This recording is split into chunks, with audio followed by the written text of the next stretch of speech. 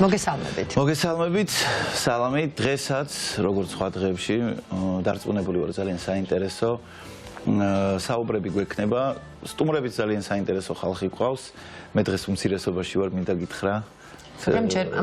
ამაზე მე ვისაუბრეთ, მაგრამ მინდა რომ წინასწარ დავაინტრიგო ხალხი რა იგულისხმება ამაში, ამას მე ყველა ერთად გავიგებთ მოკლედ რა. რაც შეეხება ჩვენ თქვათ, ასე თქვათ, რაღაცა დაგროვილ ნააზრებს და ჰაილაითებს რო ვეძახით ხოლმე, პირველი მინდა ვისაუბრო კიდევ ერთხელ სოლიდარობა ყველა პატიმარს, რომელიც უკანონოდ იმყოფება ეხლა, არ აქვს მნიშვნელობა кейსებს, ანუ ყველაფერი ძალიან პირობითია და ვიცით ყველამ ეს რა არის, მაგრამ აი რეზოს მინდა შევეხო კიკნაძეს, იმიტომ რომ ერთ ამბავს მოგიყვებით, მოკლედ მე გითხარი შე რომ რეზომ წერილი გამოვაგზავნა, მეთქი ძალიან საყვარელი წერილი გამოვაგზავნა, ანუ ჯერ იმით ვიყავი აღფრთოვანებული რომ მეთქი აი იქ როგორ ახერხებს ამ ჯერ იუმორით გაჟღენთილი იყო თავიდან ბოლომდე რა. მე ისეთი წერილი იყო რომლის ნაწილიც აი თავისუფლად შეიძლება და მენახა Facebook-ზე საკალათბურთო გვერდზე. ანუ იქიდანაც კი აინტერესებს რომ ბიჭო მართ აუ ისე ჯერ კიდე არ იცოდა მაშინ რომ სხვათა შორის მისი საყვარელი კალათბურთელი გახდა ლეიკერსის კალათბურთელი და არ ეზიზღებოდა ლეიკერსს.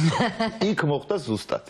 ხო და რო წავიკითხე ეს წერილი რა მე დაანკითხულობდით, ანუ ანკითხულობდა მე ვერ იმის ვერ უძლებდი მაგას და მოკლედ რომ წამიკითხა, ანუ ძალიან ბევრი ვიცინეთ თან და თან ემოციურადაც ისეთი იყო და მივწერე მეორე დაწერილი ხა რა და ხა ჩაუგდი ადვოკატს, შენ ხა პოსტა მითხარი და მე შეუტანო რაღაცა და ვეუბნები რომ მეთქი მომისმინე აი რაღაცებს უყვები იქ ფლეშკაზე ხა ვაპირებთ რა თუ არის იქ შესაძლებლობა რომ იქ პირველი თამაში რო ექნება მისაყვარელ კალათბურთელს ეგ შეუტანოთ გიждდება ორშაბათობაზე ტატო და კალატოზე და მეთქი აი მე ფლეშკაზე გაგიზადებ შემოკიტან რაღაც ეგეთებს თან ვეუბნები რომ მეთქი უკვე ძალიან ბევრი გააკეთე ძალიან გთხოვ, ანუ რაღაცნაირად მე ხა სადღეგრძელოებს ვერ დაგიწყებ, რა მოხდება, არ ვიცი, ანუ ყველანი ერთად ვართ რაღაც მოცემულობაში, რომელშიც ასეთი სცენარი შეიძლება იყოს, ისეთის, მაგრამ ყველაფერს ერთად ვაკეთებთ იმისათვის, რომ ხალხის გამარჯვებით დასრულდეს, ხო ეს და ამას ვეუბნები რომ მეთქი მიდი რა, ანუ ისე იყავი, შეიმეცნე, წაიკითხე, უკვე იმდენი გააკეთე, უკვე იქ ახარ და რაღაცა შენ საზიანოდ არ გააკეთო.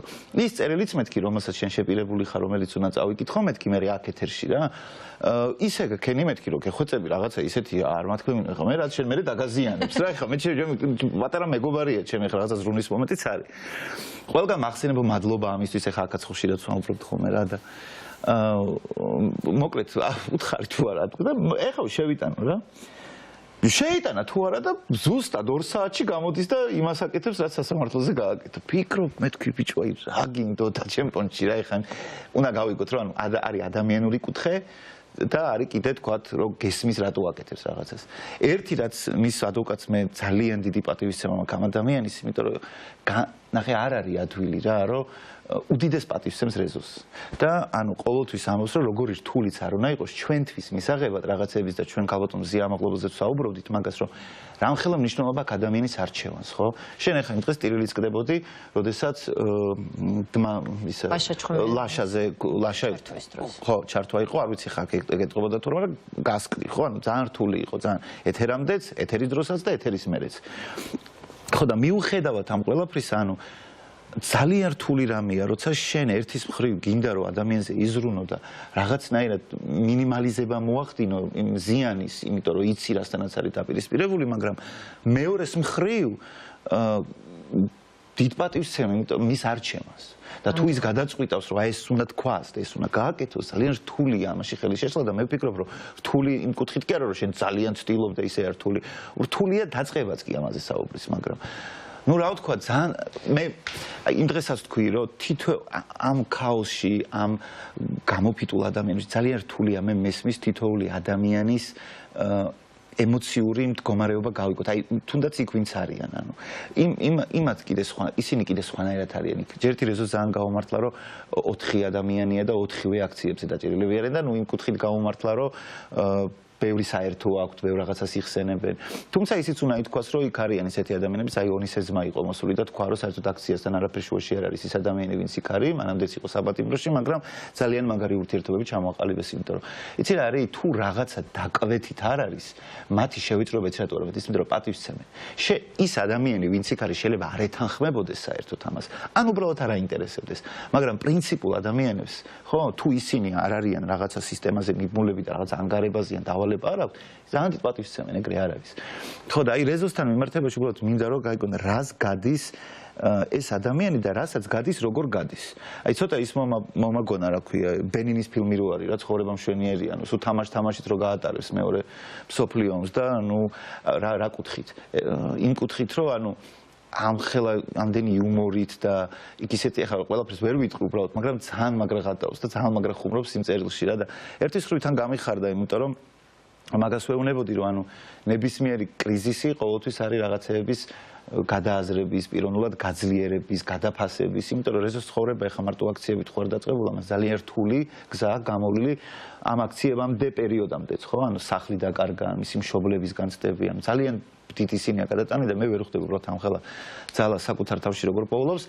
ოკმელა კიდე ცალკე ამბავი არის, მე სულ ვარიდებ ხოლმე თავს ანუ ოკმელასთან მიმართებაში და მის ოჯახთან მიმართებაში საუბარს, იმიტომ რომ სულ მეშინია რომ სადმე არ ამოვარდეს Facebook-ზე ან სადღაც და ამ ბავშვს არ ქონდეს თომა რაღაცა და სულ მეშინია ხოლმე ეგეთი რამის, მაგრამ ოკმელაზე კიდე ის განცდა მაქვს, რომ ჩვენ საერთო მეგობარი ყავს, ერთად ხო თქვი წინაზეც რომ რაღაცა დიდი გადაღება გქონდა ჩვენ ეს კაცი რომელიც სულ აპარაკობს რო იყო და ნუ მოკლედ დიდი მასში ვიყავით რა 4 ქვეყანა მოვიარეთ და ყოველთვის ეთყობოდა რომ ძალიან ნაღდი ადამიანია. აი ყველაზე მეტად ალბათ რასაც ვნანობ ახლა არის ის რომ რატო უფრო მეტად არ მქონა კონტაქტი იმ ჩვენი საერთო მეგობართან ერთად. აი ძალიან ხშირად სულ ფიქრობ რომ აი ვერანდაზე წამოჯდებოდი რაღაცას და ნუ მაგრამ ხო შენ თქმის არ იყოს ყველაფერი წინ არის და სანამ გადავალთ თემაზე კიდე ერთი რამე მინდა ვთქვა რომ ძალიან ხშირად ისმევა კითხვა იმასთან დაკავშირებით რა აზრი აქვს საერთოდ აქ რა ხდება ხო? ამას ნაწილობრივ მე უფრო ჩვენ სტუმრებთან ერთად კარგად გავშით, მაგრამ ერთი რაც მინდა ადამიანებს ხოლმე გიყურებენ, აქაური მსჯელობა ძალიან საინტერესო იქნება, მაგრამ დავით ზურაბიშვილის პოსტი ნახეთ იმასთან დაკავშირებით თუ რა ფუნქცია და რა როლი აქვს შიგნით, ქვეყნის შიგნით, ასე ვთქვათ, აქციებს და რაც არ უნდა ეხა სიმულაცია და ესეთი რაღაცა მოჩვენებითი ვითომ მუდარდელობა უნდა შექმნას ხელისუფლებამ, ეგრეთ წოდებულმა ხელისუფლებამ, რომ აი თითქოს იარეთ ისე ირნეთ კაცო რა პრობლემაა და თითქოს ან მუდარდელთ არიან. არა, ეს ძალიან ხელს უშლის მათ ბევრ რამეში. ამიტომ ეს ძალიან მნიშვნელოვანია, აი ეს რაც შეეხება უცებ ზედაპირულად რო თქვა, პოსტში უფრო კარგად არის განმარტებული. და ყველაზე ძალიან ის მომწონს და ყოველთვის მომწონს ის პოსტები, სადაც ძალიან რეალისტურად არის ყველაფერი დადებული, იმიტომ რომ ცრუ მოლოდინების შექმნამ ჩვენ ძალიან დიდი ზიანი მოგვეყანა წლების განმავლობაში, ძალიან დიდი.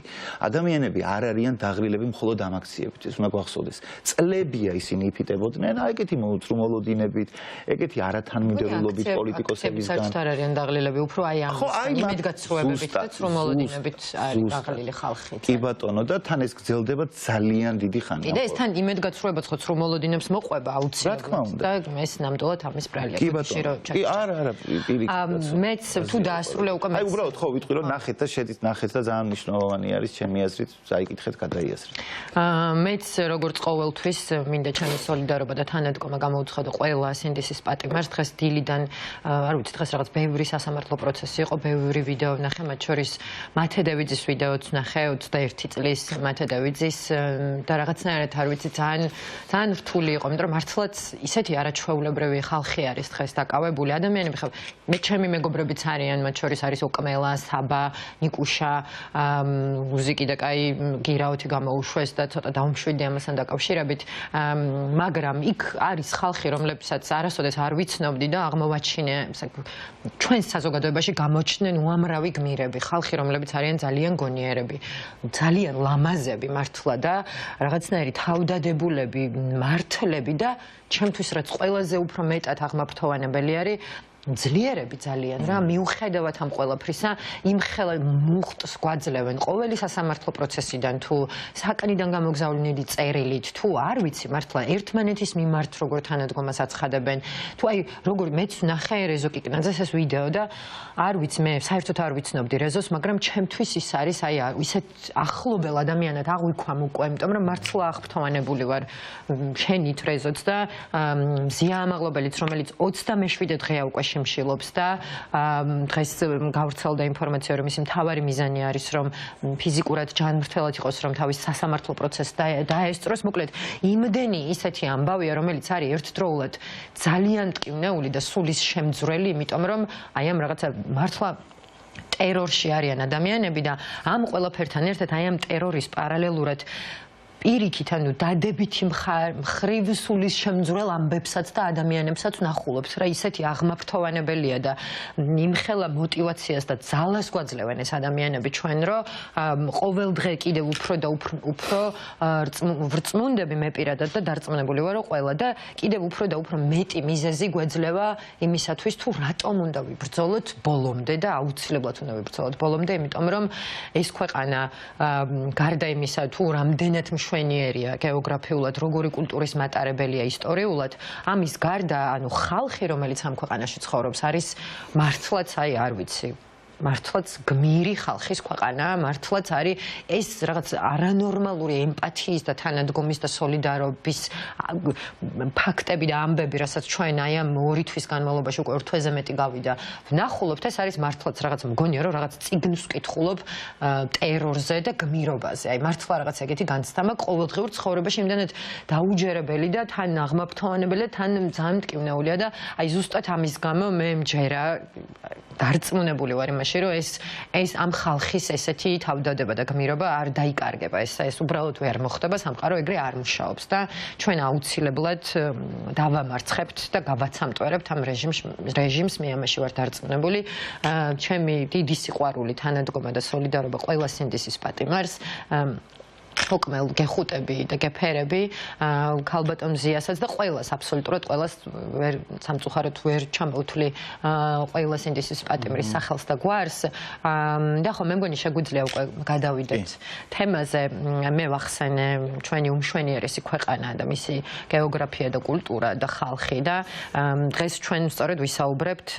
ტურიზმზე საქართველოში თუ რა მდგომარეობაშია ტურიზმი რა პერსპექტივა აქვს ეხლა ამ წუთას რა ხდება და რა პერსპექტივებია წარვადგენ ჩვენს ძალიან საინტერესო სტუმრებს და ეს იყო ილოს დაანონსებად მცირესობაში რატომ არის ჩვენი დღევანდელი სტუდიის სტუმრები არიან ნუცაც ქიმანაური urban tours-ის დამფუძნებელი და გიდი ია თაბაგარი ტურიზმის ანალიტიკა და ბიზნესი თამუნა თანდაშვილი ტურიზმის ალიანსის თანადამფუძნებელი ია გოცაძე საქართველოს კულტურული მემკვიდრეობის გიდი ღვინის ტურების გიდი ძალიან დიდი მადლობა ქალებო მშვენიერებო ძლიერებო და ჭკვიანებო რომ მოხვედით ჩვენთან სტუდიაში და ხო ალბათ ტურიზმი არის იმის განსაზღვრელი თუ რა ხდება დღეს ტურიზმში ანუ რეალურად ხო ჩვენი ქვეყანა მართლაც არის რაღაცა არ ვიცი დიდი ტურისტული ატრაქცია. დიდი ტურისტული ნამდვილად და თან ანუ ამის გარდა რაღაც ის არის რა ყოველ ძალიან პატარა ქვეყანაა და ძალიან ცოტანი ვართ, მაგრამ იმდენი საგანძურია ამ ქვეყანაში ყველა მიმართულებით, რომ ყველა ტურისტისთვის და ყველა უცხოეთში და საერთოდ მოგზაური ადამიანებისთვის არის ერთ-ერთი ესეთი ლოკაცია, სადაც აუცილებლად უნდა ჩახვიდე. მე მყავს ძალიან ბევრი არაქართველი ნაცნობი და მეგობარი და აქ რო ჩამოდიან, მართლა ყველას ერთი და იგივე განცდა აქვს, რომ აი აქაურობა შემიყვარდა ისე როგორც სახლი და აქ აუცილებლად უნდა დაუბრუნდე და არაერთი მოგზაურია, რომლებიც ბრუნდებიან და ჩამოდიან და ცხოვრობენ და ხო, რა ვიცი, ყველამ ვიცით, მთელმა საქართველოს ხალხმა ვიცით, თუ როგორი არაჩვეულებრივი ქვეყანა გვაქვს და რომ ამას ძალიან ჭირდება მოფრთხილება და ზრუნვა და მოდი დავიწყოთ გუშინ შედგა შეხვედრა ტურიზმის შემაჯამებელი, უფრო კარგად რომ მოგვიყვეთ, მოდი თქვენგან დავიწყებთ. რა შეხვედრა იყო, ვისთან იყო ეს შეხვედრა და რასაც ზღუნებოდა ეს როგორც ყოველწლიური შეხვედრა შეჯამების როგორც ვიცი და ყოველწლიური შეხვედრა შეჯამების ყოველთვის არის ხოლმე ციფრები, წინა წლის ვინ შემოვიდა, რომელი ქვეყნიდან, რა რაოდენობის და ასე შემდეგ, თუმცა ოდნავ დაგვიანებული იყო ეს ყველაფერი, ცოტათი გასაიდუმლოებული იყო, იმიტომ რომ დღესაც ვკითხულობდი უამრავმა ადამიანმა არ იცოდა ამის შესახებ და ყველაზე აღმაშფოთებელი ის იყო ზუსტად რომ ეს იყო ლამაზი პრეზენტაცია, კარგად გაკეთებული, ლამაზი ფოტოებით, ცხრილებით და იყო ძალიან ბევრი უზუსტობა ამ ცხრილებში და მუდმივად ესეთი ნარატივი გასდევდა რომ ეს იყო რეკორდული მაჩვენებელი, ყველაფერი იყო რეკორდული, უნიკალური, ხაზგასმით, ბევრი ზედსართავები, თუმცა რეალობა ჩვენ გვაქვს სრულიად სხვა.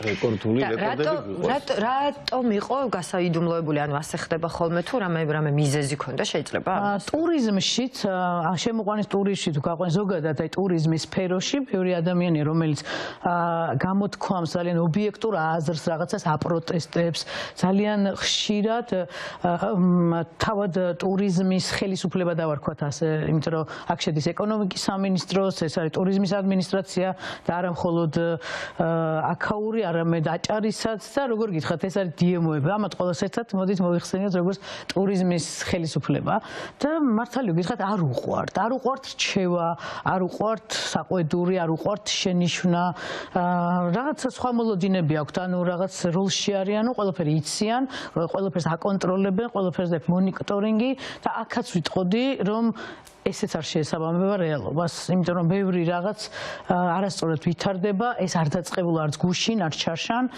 დიდი ხანი ამაზე არის საუბარი და დანარჩენი როგორ გითხრათ, აი გავაგრძელოთ იმითი, რომ არ მივყვებით არანაირ სტრატეგიას, არ გვაქვს სამოქმედო გეგმები, თუ აქვთ შეიძლება რაღაცა მიკრო გეგმები თავისთვის, მაგრამ ამას არ აცნობენ საზოგადოებას, რაც არის მათი ვალდებულება და სხვათა შორის აი მსოფლიო ბანკის დახმარებით შექმნილ სტრატეგიაში ეს დიდი ასოებით ეწერა, რომ მათი ვალდებულება არის ახლო ურთიერთობა როგორც კერძო სექტორთან, ისე ტურიზმის ფართო საზოგადოებასთან. და ეს საზოგადოება არ არის მარტო ტურისტული კომპანია და გიდი, ეს არის მოიცავს მთლიანად მასპინძლობის ინდუსტრიასაც და მოგეხსენებათ ჩვენ ქვეყანაში რა მასშტაბებზეა გასული, იმიტომ რომ რეგიონი აღარ დარჩა საქართველოში, სადაც მინიმალური რაოდენობით მაინც არ იყოს ტურიზმი წარმოდგენილი. კი, ნამდვილად და ერთი გრძელი ჯაჭვია, რომელიც ქმნის უამრავ სამუშაო ადგილს, რეგიონის განვითარებას და ასე შემდეგ.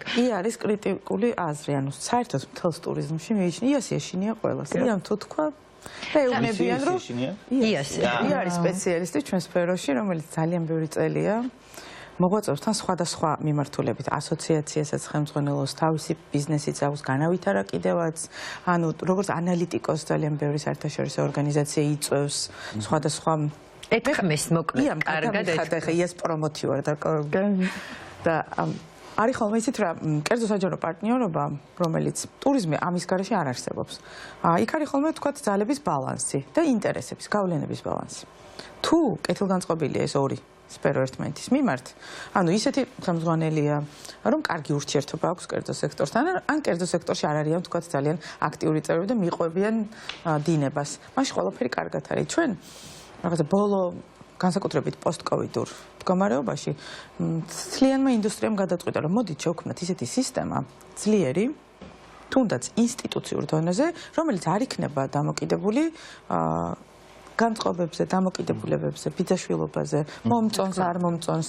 აი რა მეთოდით უნდა შევარჩიოთ ტურიზმის ადმინისტრაციის ხელმძღვანელი. უნდა მოვიდეს თუ არა კონკრეტული ინიციატივით, კონკრეტული გადაწყვეტილებით, კონკრეტული ამოცანით, სტრატეგიით, თუ მე უნდა ვიქირაოთ ძალიან ბევრი უცხოელი ადგილობრივი ექსპერტები, ჩავთო და სტრატეგიები ესე ვწეროთ. აი ამ ყველაფერს აქვს ძალიან გადამწყვეტი მნიშვნელობა მე უკვე აღსრულების პროცესში. როგორ იქნება ინსტიტუცია, ძლიერია თუ არა ის საკანონმდებლო დონეზე.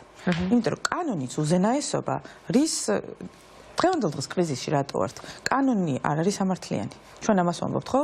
თქვენ ახსენეთ უამრავი პატიმარი, რომელიც უკანონოდ. ანუ სამართლიანი კანონის არსებობა. იამ ნატა ბახტაძემ, ბევრმა სპეციალისტმა, ყველას არ ჩამოუთვლით დღეს. თუნდაც ხა ალიანსში 20 ასოციაცია არის გაერთიანებული. ჩვენ დარგში ესე მოხდა, რომ ასოციაციების გაძლიერება ნიშნავს ბიზნესების გაძლიერებას. შეიძლება დღეს ეს ასოციაციები თავისი შინაარსით არ არიან ძლიერები, იმიტომ რომ ისტორიულად არ გვაქვს ახლა დიდი გამოცდილება კერძო სექტორის ერთი ქოლგის ქვეშ გაერთიანებას. ქართველები ვართ, მოგეხსენებათ, როგორი ბუნება გვაქვს. 3 მილიონი ნახევრიანი ქვეყანა, ესე იგი 3 თვეა სოფლიო ყურადღების ცენტრში ვართ. მე არ ვიცი, რამდენი უნდა გადაგვეხადა როგორც ქვეყანას ესეთი ყურადღება, რომ მოგვექციოს ზუსტად ამ კრიზისის გამო. დაიწუწუნეს მაგაზე, რომ ჩვენ რა დავაშავეთ უკვე. ნაკლები ყურადღება. თავარია სომხები არ შემოვიდნენ ამ კონკურენციაში, რომ იტყვიან, რომ ეგ ჩვენ დავიწყეთ თბილისში და მე მოხდა ეს ყველაფერი. იცი რა მინდა და მეკითხათ ამონა შენთვის, აი ია მახსენა, რომ არ შეესაბამება სიმართლეს, ანუ პრეზენტაციაზე წარადგენენ ციფრებს, ცხრილებს და არ შეესაბამება სიმართლეს. ანუ რატომ რისთვის სჭირდებათ ანუ ეს? აი რატომაც ამობენ და თან ანუ თქვენ გესაუბრებიან ამაზე, ანუ ეს ციფრები და გეგმაც სავარაუდოდ წარადგინეს ეს გეგმაც, ეს რომ სიმართლეს არ ვისატყუებენ ამით. მოდი დავიწყოთ იქიდან, რომ როდესაც რეჟიმი ხდება ინსტრუმენტი, უკვე იქ დასაქმებული ადამიანები ხდებიან მისი ნაწილი. და ეს არის პოლიტიკის დღის წესრიგი. რამდენიც არ უნდა თქვოს, დღესაც მქონდა საუბარი ტურიზმის ადმინისტრაციის წარმომადგენელთან, რომელმაც აი ძალიან უცნაური წინადადება მითხრა, რომ მე არ მუშაობ პოლიტიკურ ორგანიზაციაში. ანუ ტურიზმის ადმინისტრაცია როგორც ინსტიტუცია, ეს არის საჯარო სექტორი. საჯარო სექტორი განახორციელებს პოლიტიკას. როგორც კი საჯარო სექტორი იწყებს კერძო სექტორის საქმეს კეთებას, იქ არის უკვე დისბალანსი, ხო? შესაბამისად, პრობლემა არის იმაში, რომ ტყუილი არის უხერხული. დღეს არის სოციალური მედიის და აქტიურ ციფრულ კომუნიკაციაში ვიმყოფებით. ვერანაირი ციფრი ვერ გაყალბდება, ვერანაირი მოლოდინი საპნის ბუშტივით ვერ შეიქმნება ქალბატონების ხედან, რომელიც ბიზნეს წარმოადგენენ და თუ მათ არ ეყოლებათ კონკრეტული სტუმარი, კონკრეტული ვიზიტორი და ვერ მოემსახურებიან, რა მილიარდებიც არ უნდა ვახსენოთ, რეალობაში ადამიანებმა, მოქალაქეებმა თუ არ შეიგრძნეს ტურიზმიდან შემოსული შემოსავლების სიკეთე, მაშინ კითხვის ნიშნები ჩნდება. ეს არის ძალიან ნორმალური ჯანსაღი პროცესი, რომ კერძო სექტორმა კითხოს საჯარო სექტორს. კი ბატონო, შენ აი ეს მონაცემები დაამუშავე, იმიტომ რომ შენ ხარ ამაზე პასუხისმგებელი, მოდი ამიხსენი, საიდან მოვიდა.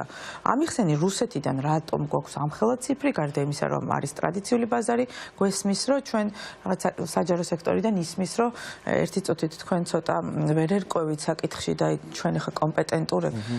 ეს ტონი ამ სფეროში არ მუშაობს, იმიტომ რომ კერძო სექტორს ბევრად დიდი გამოცდილება აქვს, ვიდრე ამ სფეროს საჯარო სექტორს. და ხელისუფლებიც კი ყავს ამას. ნიუკამერები არიან. კომუნიკაციების სპეციალისტი მართავს, რომელსაც მაგალითად არ აქვს არც გამოცდილება, არც ცოდნა ტურიზმის მიმართულებით. კერძო სექტორში უფრო მეტი ცოდნის და გამოცდილების მქონე ადამიანები არიან.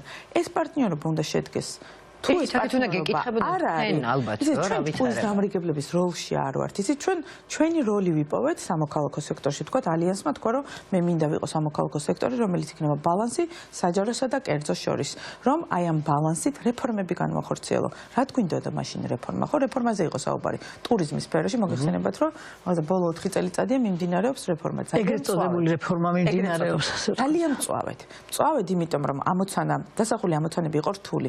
ევროდირექტივის ჰარმონიზაცია უნდა მომხდარიყო კანონმდებლობაში, ჩვენი კანონმდებლობა განსხვავებული სამოქალაქო მიმართულებით, თქვათ განსხვავებულ რეგულაციებს იცნობს. ძალიან უცნაური იყო, რომ საერთოდ კერძო სექტორი ითხოვდა, რომ დამარეგულირე. დამარეგულირე, იმიტომ რომ ხედავდით საერთაშორისო ბაზრების შემოსვლას. ნუ აი რას ნიშნავს მსმენელისთვის და მაყურებლისთვის გასაგებენაზე რომ ავხსნათ. აი თუ კი ჩვენ გვინდა რომ ჩინეთი იყოს ჩვენი სტრატეგიული პარტნიორი ტურიზმის მიმართულებით. ნუ არ გვინდა ძალიან, მაგრამ ევროპა გვირჩევნია, ევროპელი ტურისტი გვირჩევნია. რატო გვირჩევნია? აი, პასუხი რა გვაქვს? აი, რატო არ გვინდა, რომ ათასობით და მილიონობით ჩინელი ტურისტი შემოდიოდეს საქართველოში? არ გვინდა ეს კოპენჰაგენი, სტოკჰოლმი, იყვნენ ისინი. იაგვეტყვის. მე გეტყვით, ჩინეთი თუ შემოვიდა საქართველოში, საქართველო არის ამისთვის მოუმზადებელი, იმიტომ რომ 25 წელია ტურიზმის ენა არის საერთაშორისო ენა ინგლისური, ასე ვთქვათ. ყველა მიცის, რომ ძალიან რთულია ჩინეთთან მუშაობა, თუ ენა არ იცის ამა თუ იმ თემა, ასე ვთქვათ. და ჩინელები თუ ჩამოვიდნენ, არ ეყოფათ აქაური რესურსი, დაწყებული გიდიდან, დამთავრებული ტრანსპორტით. ამიტომ ისინი შემოიყვანენ თავის ტრანსპორტს, ჩამოიყვანენ თავის გიდებს, გახსნიან თავიანთ კომპანიებს, თავიანთ რესტორნებს, სასტუმროებს და ეს არ გაუჭირდებათ, გარანტიას გაძლევს და გადმობარგდებიან აქ, გაჩნდება უზარმაზარი ჩინური თემი, ეს არ იქნება მხოლოდ დედაქალაქში, სხვა ქალაქებშიც და სოფლადაც და ფაქტიურად ეს პატარა ერი, თანახევარი ინტელექტი გასულია ქვეყნიდან, შეიძლება ითქვას, უამრავი განსაკუთრებით მასპინძლობის ინდუსტრიიდან, უფრო აი რესტორნებს და სასტუმროებს ეხება, ისინი მუშაობენ, რა ვიცი, დუბაიდან დაწყებული, ეგვიპტით დამთავრებული და ევროპიდან. ამიტომ ეს საშიშროება არსებობს, მაგრამ 2023 წლის სექტემბერში ყოფილი პრემიერ-მინისტრი ღარიბაშვილი გაქანდა უცებ ჩინეთში, 24 საათში გადაწყვიტა, რომ ვიზა უნდა, სავიზო რეჟიმი უნდა მოუხსნან, მოგვახარეს, რომ ძალიან კარგია ეს ამბავი, იმიტომ რომ ძალიან ბევრი ტურისტი ჩამოაო საქართველოსშიო და ტურიზმი, როგორც გუშინ ახსენეს, მხოლოდ მხოლოდ ციფრებიაო. მე ჩემი პირველი პროფესიიდან, ეთნოგრაფიიდან გამომდინარე, ჩემ ქვეყანას სხვანაირად ვუყურებ. და საერთოდ არ რთული რომ მხოლოდ ციფრებია. პირველი უნდა აღიაროს ხელისუფლებამ, ტურიზმი არის ბიზნესი და ესეთი უხეში ჩარევა ბიზნესში არ შეიძლება. მით უმეტეს მან ბიზნესი არ იციან. აი დეტალებიც არ იციან, ბევრი რამე არ იციან. მე მგონი ზოგჯერ გეოგრაფიაც არ იციან ხოლმე. არც ეგ არ არის გამორიცხული და ტურიზმი არის ამავე დროს კულტურის გაზიარება, გამოცდილების გაზიარება და როდესაც ჩვენ საუბრობთ ევროატლანტიკურ მიმართულებაზე, ეს არის მაღალი ხარისხი და ამითი დაიწყო ტურიზმი საქართველოში, ეს იყო მთავარი მიზანი, რომელსაც ნელ-ნელა ჩამოაშორეს აბსოლუტურად ყველაფერი. ყველაფერი ჩამოაშორეს და ეხლა ვართ დიდ გაუგებრობაში, სრული ქაოსია, მოლოდინები ძალიან, როგორ გითხრათ, საშიში მოლოდინებიც გვაქვს, თუმცა მაინც ოპტიმისტებად რჩებით და ვფიქრობთ, რომ რაღაც ბეწვისხიძე გავივლით და გვირაბის ბოლოს სინათლე იქნება, მაგრამ ბევრი რამე არის გადასალახი და არ შეიძლება ხელისუფლება ესეთ გადაწყვეტილებებს იღებდეს. ინდოეთზე ალბათ ისევ თან უნდა გააგრძელებს და მე გოგოებით ჩავთოთ, როგორ საინტერესოა ისე ბიზნესთან და ინდოეთი გავიგოთ. ინდოეთზე არა, მაგრამ კომენტარს გავაკეთებდი, რასაც იკო იძახეს, რომ მოხდება ჩინელების აქ შემოდინება, რომლებიც თავიანთ საკუთარ ბიზნესს წამოიწყებენ აქ. იგივე მაგალითი გვაქვს რუსების ხრივ, იმიტომ რომ ძალიან ბევრი რუსულენოვანი გიდი და კომპანიაც, ვისაც გინდა გკითხეთ, გეტყვიან, რომ რუსები შემოდიან, აფუძნებენ თავიანთ კომპანიებს, შემოყავთ ჯგუფები და არის ძალიან ხშირად არ აფუძნებენ კომპანიებს და აბსოლუტურად არალეგალურად კომპანიასაც არ აფუძნებენ და ჩვენ გადასახადებსაც გადასახადებს არ იხდიან. ანუ ჩვენ როცა ვიხდით გადასახადებს, ისინი აბსოლუტურად არაფერს არ იხდიან, ყავთ თავიანთი ტრანსპორტი, თავიანთი რუსულენოვანი გიდები, კომპანიაც თავიანთია და შესაბამისად ქართულენოვანი ქართველები არ არიან დასაქმებული და ისტორიას უყვებიან უკვე თავიანთ ალტერნატიულ ისტორიას. სოციალური შემოხვედრია ბევრჯერ ეს რაღაც ძალიან ბევრი ამბები და ვიდეოები. რა თქმა უნდა, შესაბამისად წესებსაც არ იცავენ, ტრადიციებს არაფერად არ გაგიდევენ. Это თქვას, რომ вот это гелати, это построили в 19 году. Вахтан Горгасаев. რომელიც წარმოადგენს რუსების მიერ შემახსენეთ რაღაც ძალიან უცნაური სახელწოდება არის გიდების გაერთიანება, რომელიც რეალურად გიდების გაერთიანება არ არის. გიდების პროფკავშირი, რომლის ხელმძღვანელსაც აქვს კომპანია Открой себе Грузию. ამ სახელწოდებით ოპერირებს და წარმოადგენს ქართველი გიდების პროფკავშირს. ნუ ესეთი მრავლად არის, არ ჩავერთვებით, არ წავართ მე სიტყვას, უბრალოდ რას ვამბობთ, რატო გჭირდება რეფორმა? პირველ რიგში, რომ კარგად იყოს დაცული ადეკვატურად ევროპული ღირებულებებით საქართველოში მოქმედი ბიზნესი, რომელიც არის ძალიან დიდი ჯაჭვი, გიდი, ტურისტული კომპანია, ტუროპერატორი, მასთან დაკავშირებული სხვა ბიზნესები, რომლებიც სტუმართმასპინძლობის სფეროში ძალიან დიდ როლს ასრულებენ.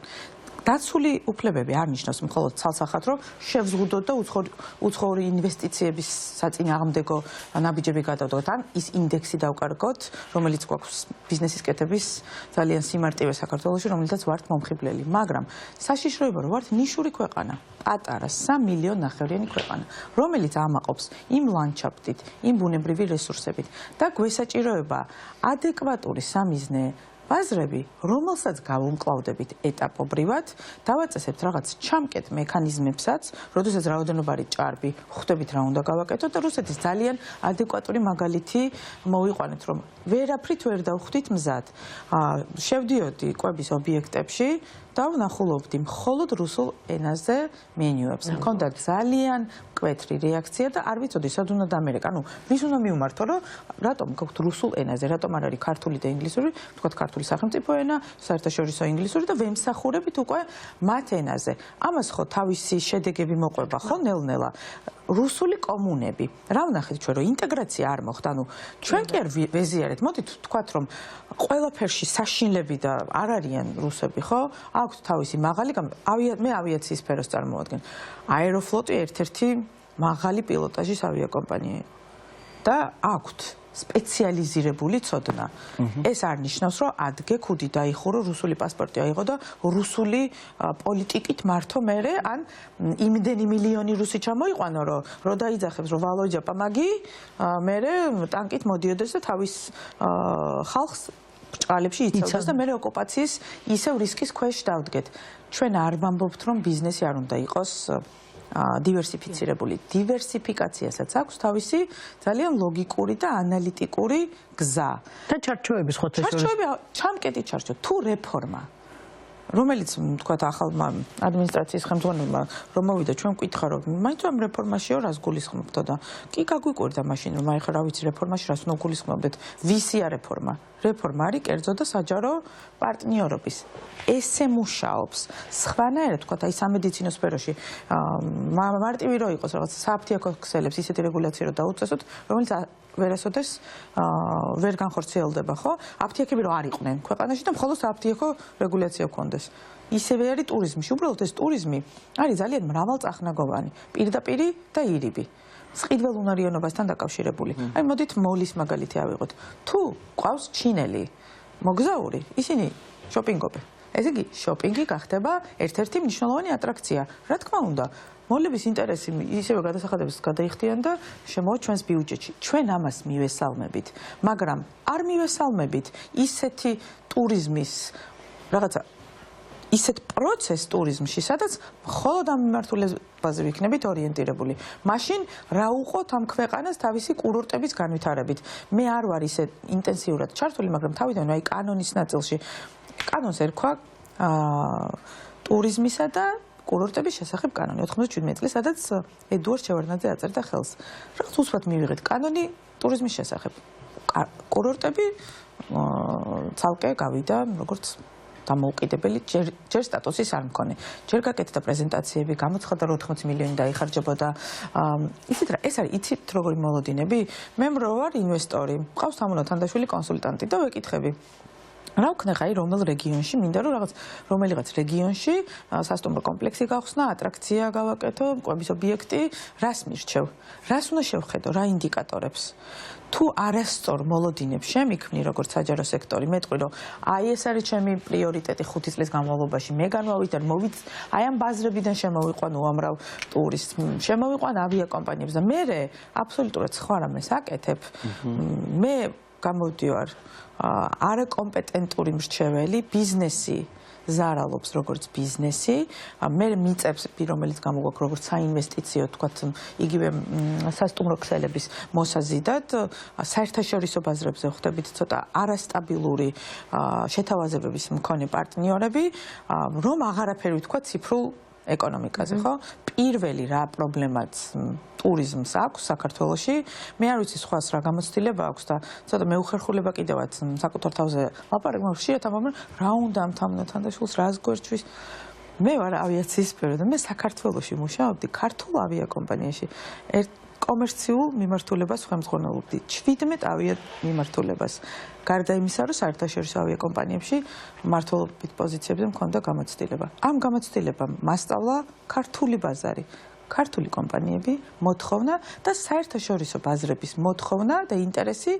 საქართველოს მიმართ მზრდადი ბრიუსელის რეისი რომ არ გვაქვს ეს პრობლემაა იმიტომ რომ ჩვენ გვჭირდება პოლიტიკურად რომ მქონდეს რა თქმა უნდა მაგრამ ბრიუსელიდან თბილისში ვინიფრეს თბილისიდან ანუ პირდაპირ ავიამიმართულებების განვითარება ტურიზმი ტრანსპორტის გარეშე არ არის ან სახმელეთო უნდა იყოს ან საჰაერო ნუ ხა გემებით რო შემოვიყვანთ მილიონობით ტურისტს თუმცა შეგვიძლია ეგეც არ საინტერესო რატო არ გვაქვს საერთოდ საზღვაო ტრანსპორტი აი მაგალითად ავიაციას არ ვავითარებთ ქართულ ავიაციას ჩვენ აბსოლუტურად არ ვავითარებთ ვისაუბრეთ რომ გავხსნიდით ახალ აეროპორტს და 4-5 თვე აბსოლუტური სიჩუმეა ამ მიმართულებით ვამბობთ რომ რაღაც შეხვედრაზეც ვკითხეთ რომ რაღაც არათანმიმდევრულად კი წავედით რომ რა მოლოდინებია 2025 წელს რომ რაღაცა ძალიან დიდი პროცენტული მაჩვენებლით მოლოდინებზე მე მინდა რომ გადავიდეთ ჯერ მინდა რომ გადავიდეთ ერთი აკეთ აიასი რო ეშინეთ გავიდეთ აკეთ აიასი თუ ეშინეთ ხო რა საინტერესო არის ბიზნესები ბევრჯერ ბოდიში ღვინის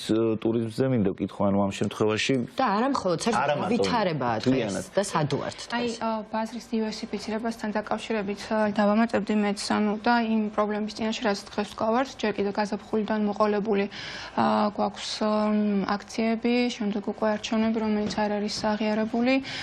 ყოველდღე ვრცელდება კადრები დარბევების, დაზიანებული ადამიანების და ეს ყველაფერი ძალიან დიდ გავლენას ახდენს ტურიზმზე და როცა მივედით შეხვედრაზე, მოლოდინი გქონდა, რომ იქნებოდა ამაზე საუბარი, ტურიზმის ადმინისტრაციას ჰქონდა ძალიან მარტივი პასუხი, რომ რა თქმა უნდა ეს ახდენს გავლენას, მაგრამ ეს არ არის არანაირი პრობლემა, იმიტომ რომ ისინი 2025-ში ჩადებენ უფრო მეტ თანხებს იმისთვის, რომ მარკეტინგში, იმისთვის, რომ მოიზიდონ ტურისტები და ბაზრის დივერსიფიკაცია მოხსნის ამ პრობლემას.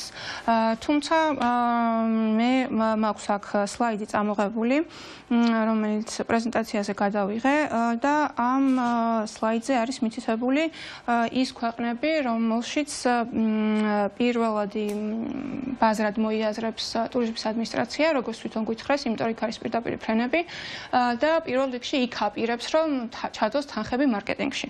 ეს ქვეყნები არის დიდი ბრიტანეთი, გერმანია, პოლონეთი, საფრანგეთი, დანია, ლიეტუვა, ლატვია. ეს ის ქვეყნებია, რომლებსაც ისინი აცხადებენ მტრად, არა პირდაპირ, მაგრამ ხანდახან პირდაპირად ზოგადად ეს არის ის ქვეყნები, რომლებიც ეცნობიან აქტიურად ამ საინფორმაციო ველს, ისმენენ ამ ყველაფერს და თუ ჩვენ სანქციებიც კი აქვთ, რომ რამდენიმე ამ დიპლომატიური პასპორტებზეც შეეხო, დიდი ბრიტანეთი პირველია მე მგონი, ვინც დასანქცირა და თუ ამ ადამიანებს ვაჩვენებთ ქართული სუფრის რამას, რეკლამას და ჩვენი ულამაზესი მთების რეკლამას, არ ამგონია ამან ეს გადაფაროს და ამით ჩვენ ამ მარკეტინგული ინვესტიციებით პრობლემა მოვაგვაროთ. რა თქმა უნდა, როდესაც წმინდა ქალაქის ქუჩებში ხდება ის რაც ხდება. ფუჭი დაპირება. რა გრჩება მაშინ? გრჩება სხვა ბაზრები, მაგალითად გაერთიანებული არაბთა საემიროები, არაბული ქვეყნები, ეს ისრაელი, ინდოეთი, საუდის არაბეთი, ინდოეთის ბაზრის ათვისება ეხლა მიმდინარეობს, ჩინეთის ბაზრის ათვისებაც ეხლა მიმდინარეობს და როგორც ჩემმა კოლეგებმა თქვეს, ამ ყველა ბაზარს აქვს თავისი სპეციფიკა. მე ვარ როგორც ინგლისურენოვანი, ასე რუსულენოვანი გიდი და თითქმის ყველა ბაზრის წარმომადგენელ ადამიანთან ერთხელ მაინც მქონია შეხება. და ყველა მათგანს აქვს სხვადასხვა ინტერესები. მაგალითად, როცა ყავს ინდოელი ტურისტები, მათ ძირითადად აინტერესებთ ბუნება. არ აინტერესებთ კულტურული მემკვიდრეობის ძეგლები. კი, ვეტყვი, რომ ეს არის მე-6 საუკუნის ძეგლი და იტყვიან, რომ ვაუ, მაგრამ იმის მერე ეს აღარ აინტერესებთ. ისინი მოდიან მაგალითად ოჯახებით, მოყავთ ბავშვები, რომ პირველად აჩვენონ თოვლი. ასევე მაგალითად ყავს ჩინელი ან ტაილანდელი ტურისტები, რომლებიც ასევე ძირითადად ბუნებით არიან დაინტერესებულები და როგორც ან არაბებიც ძირითადად და როგორც წესი ისინი მიდიან თავიანთ რესტორნებში. ინდოელები ერთხელ გასინჯავენ ქართულ კერძებს, აინტერესებთ, მაგრამ მაინც მიჩვეული არიან თავიანთ სპეციფიურ გემოებს, შესაბამისად მიმყავს ინდურ რესტორნებში. არაბ ტურისტებს სჭირდებათ ჰალალი, ამიტომაც მიმყავს ჰალალ რესტორნებში. იგივე არის ჩინელებს შეგვიძლია ხინკალი ვაჭამოთ დამპლინებით. ერთხელ გასინჯავენ, მაგრამ მეტჯერ ქართულ რესტორანში არ წამოყვებიან.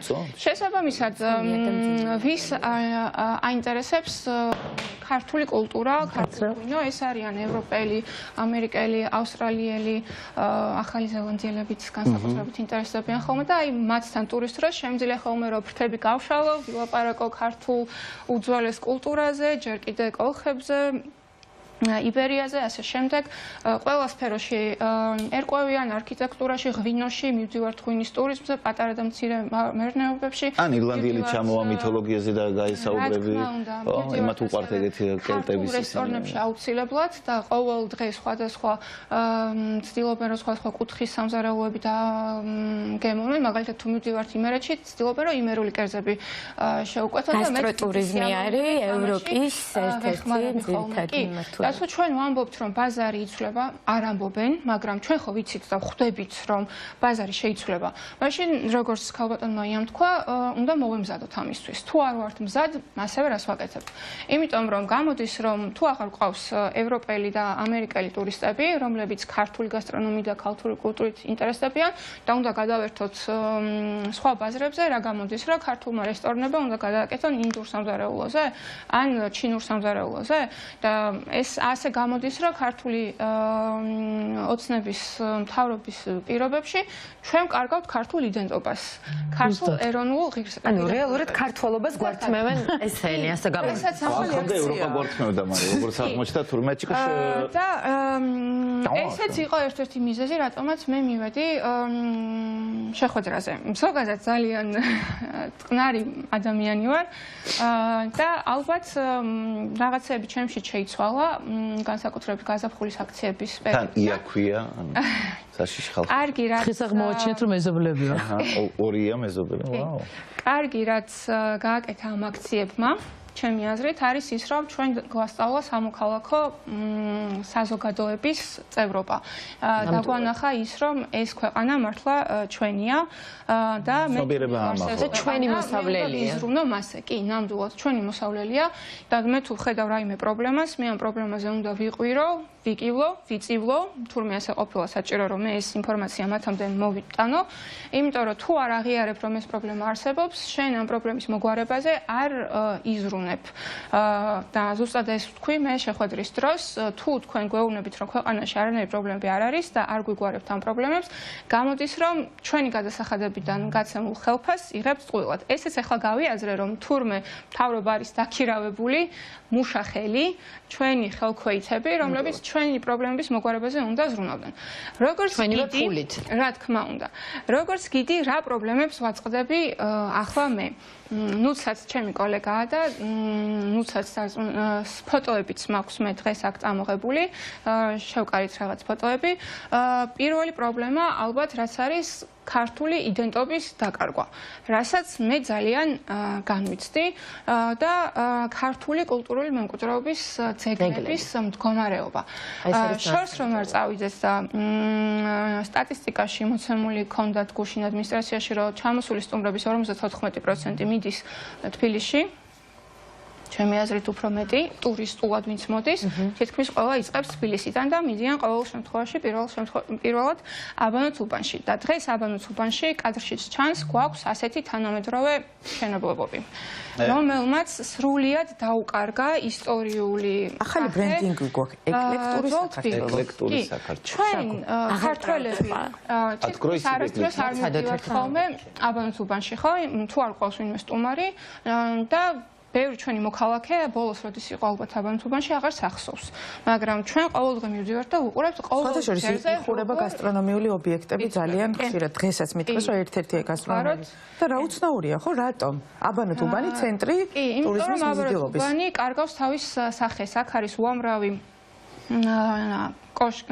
თანამედროვე სახის მშენებლობები და რომ მეგონა რომ იყო ერთი, ეხლა ხან შევამჩნიე რომ კიდე მეორე ახალი თანამედროვე კორპუსი წამოიჭიმა. მთავრობას ამაზე აქვს პასუხი, რომ ეს მშენებლობები დაიწყო ნაცების დროს, რა თქმა უნდა, და სამწუხაროდ 12 წელი არ იყოთ იმისთვის, რომ ეს პროცესები გაეჩერებინათ და ეგრევე ხედავთ, რომ რაც არ შეესაბამება სიმართლეს. აქვთ ისევე ის პასუხი, რომ ეს კლდეები არ ეკუთვნის თბილისის საზღვრებს, ამიტომ იქ შეუძლიათ ნებისმიერი ნებართვა. და თვითონ მოუხსნეს ეს დაცული. და მათ კითხვებზე პასუხი აქვთ, მაგრამ ეს ჩვენი გადასაწყვეტია ამ პასუხს მივიღებთ თუ არ მივიღებთ. ჩემთვის ეს ძალიან მიუღებელია, იმიტომ რომ ხედავ რომ ამ მშენებლობებმა მთლიანად დაუკარგეს სახე აბანოთ უბანს.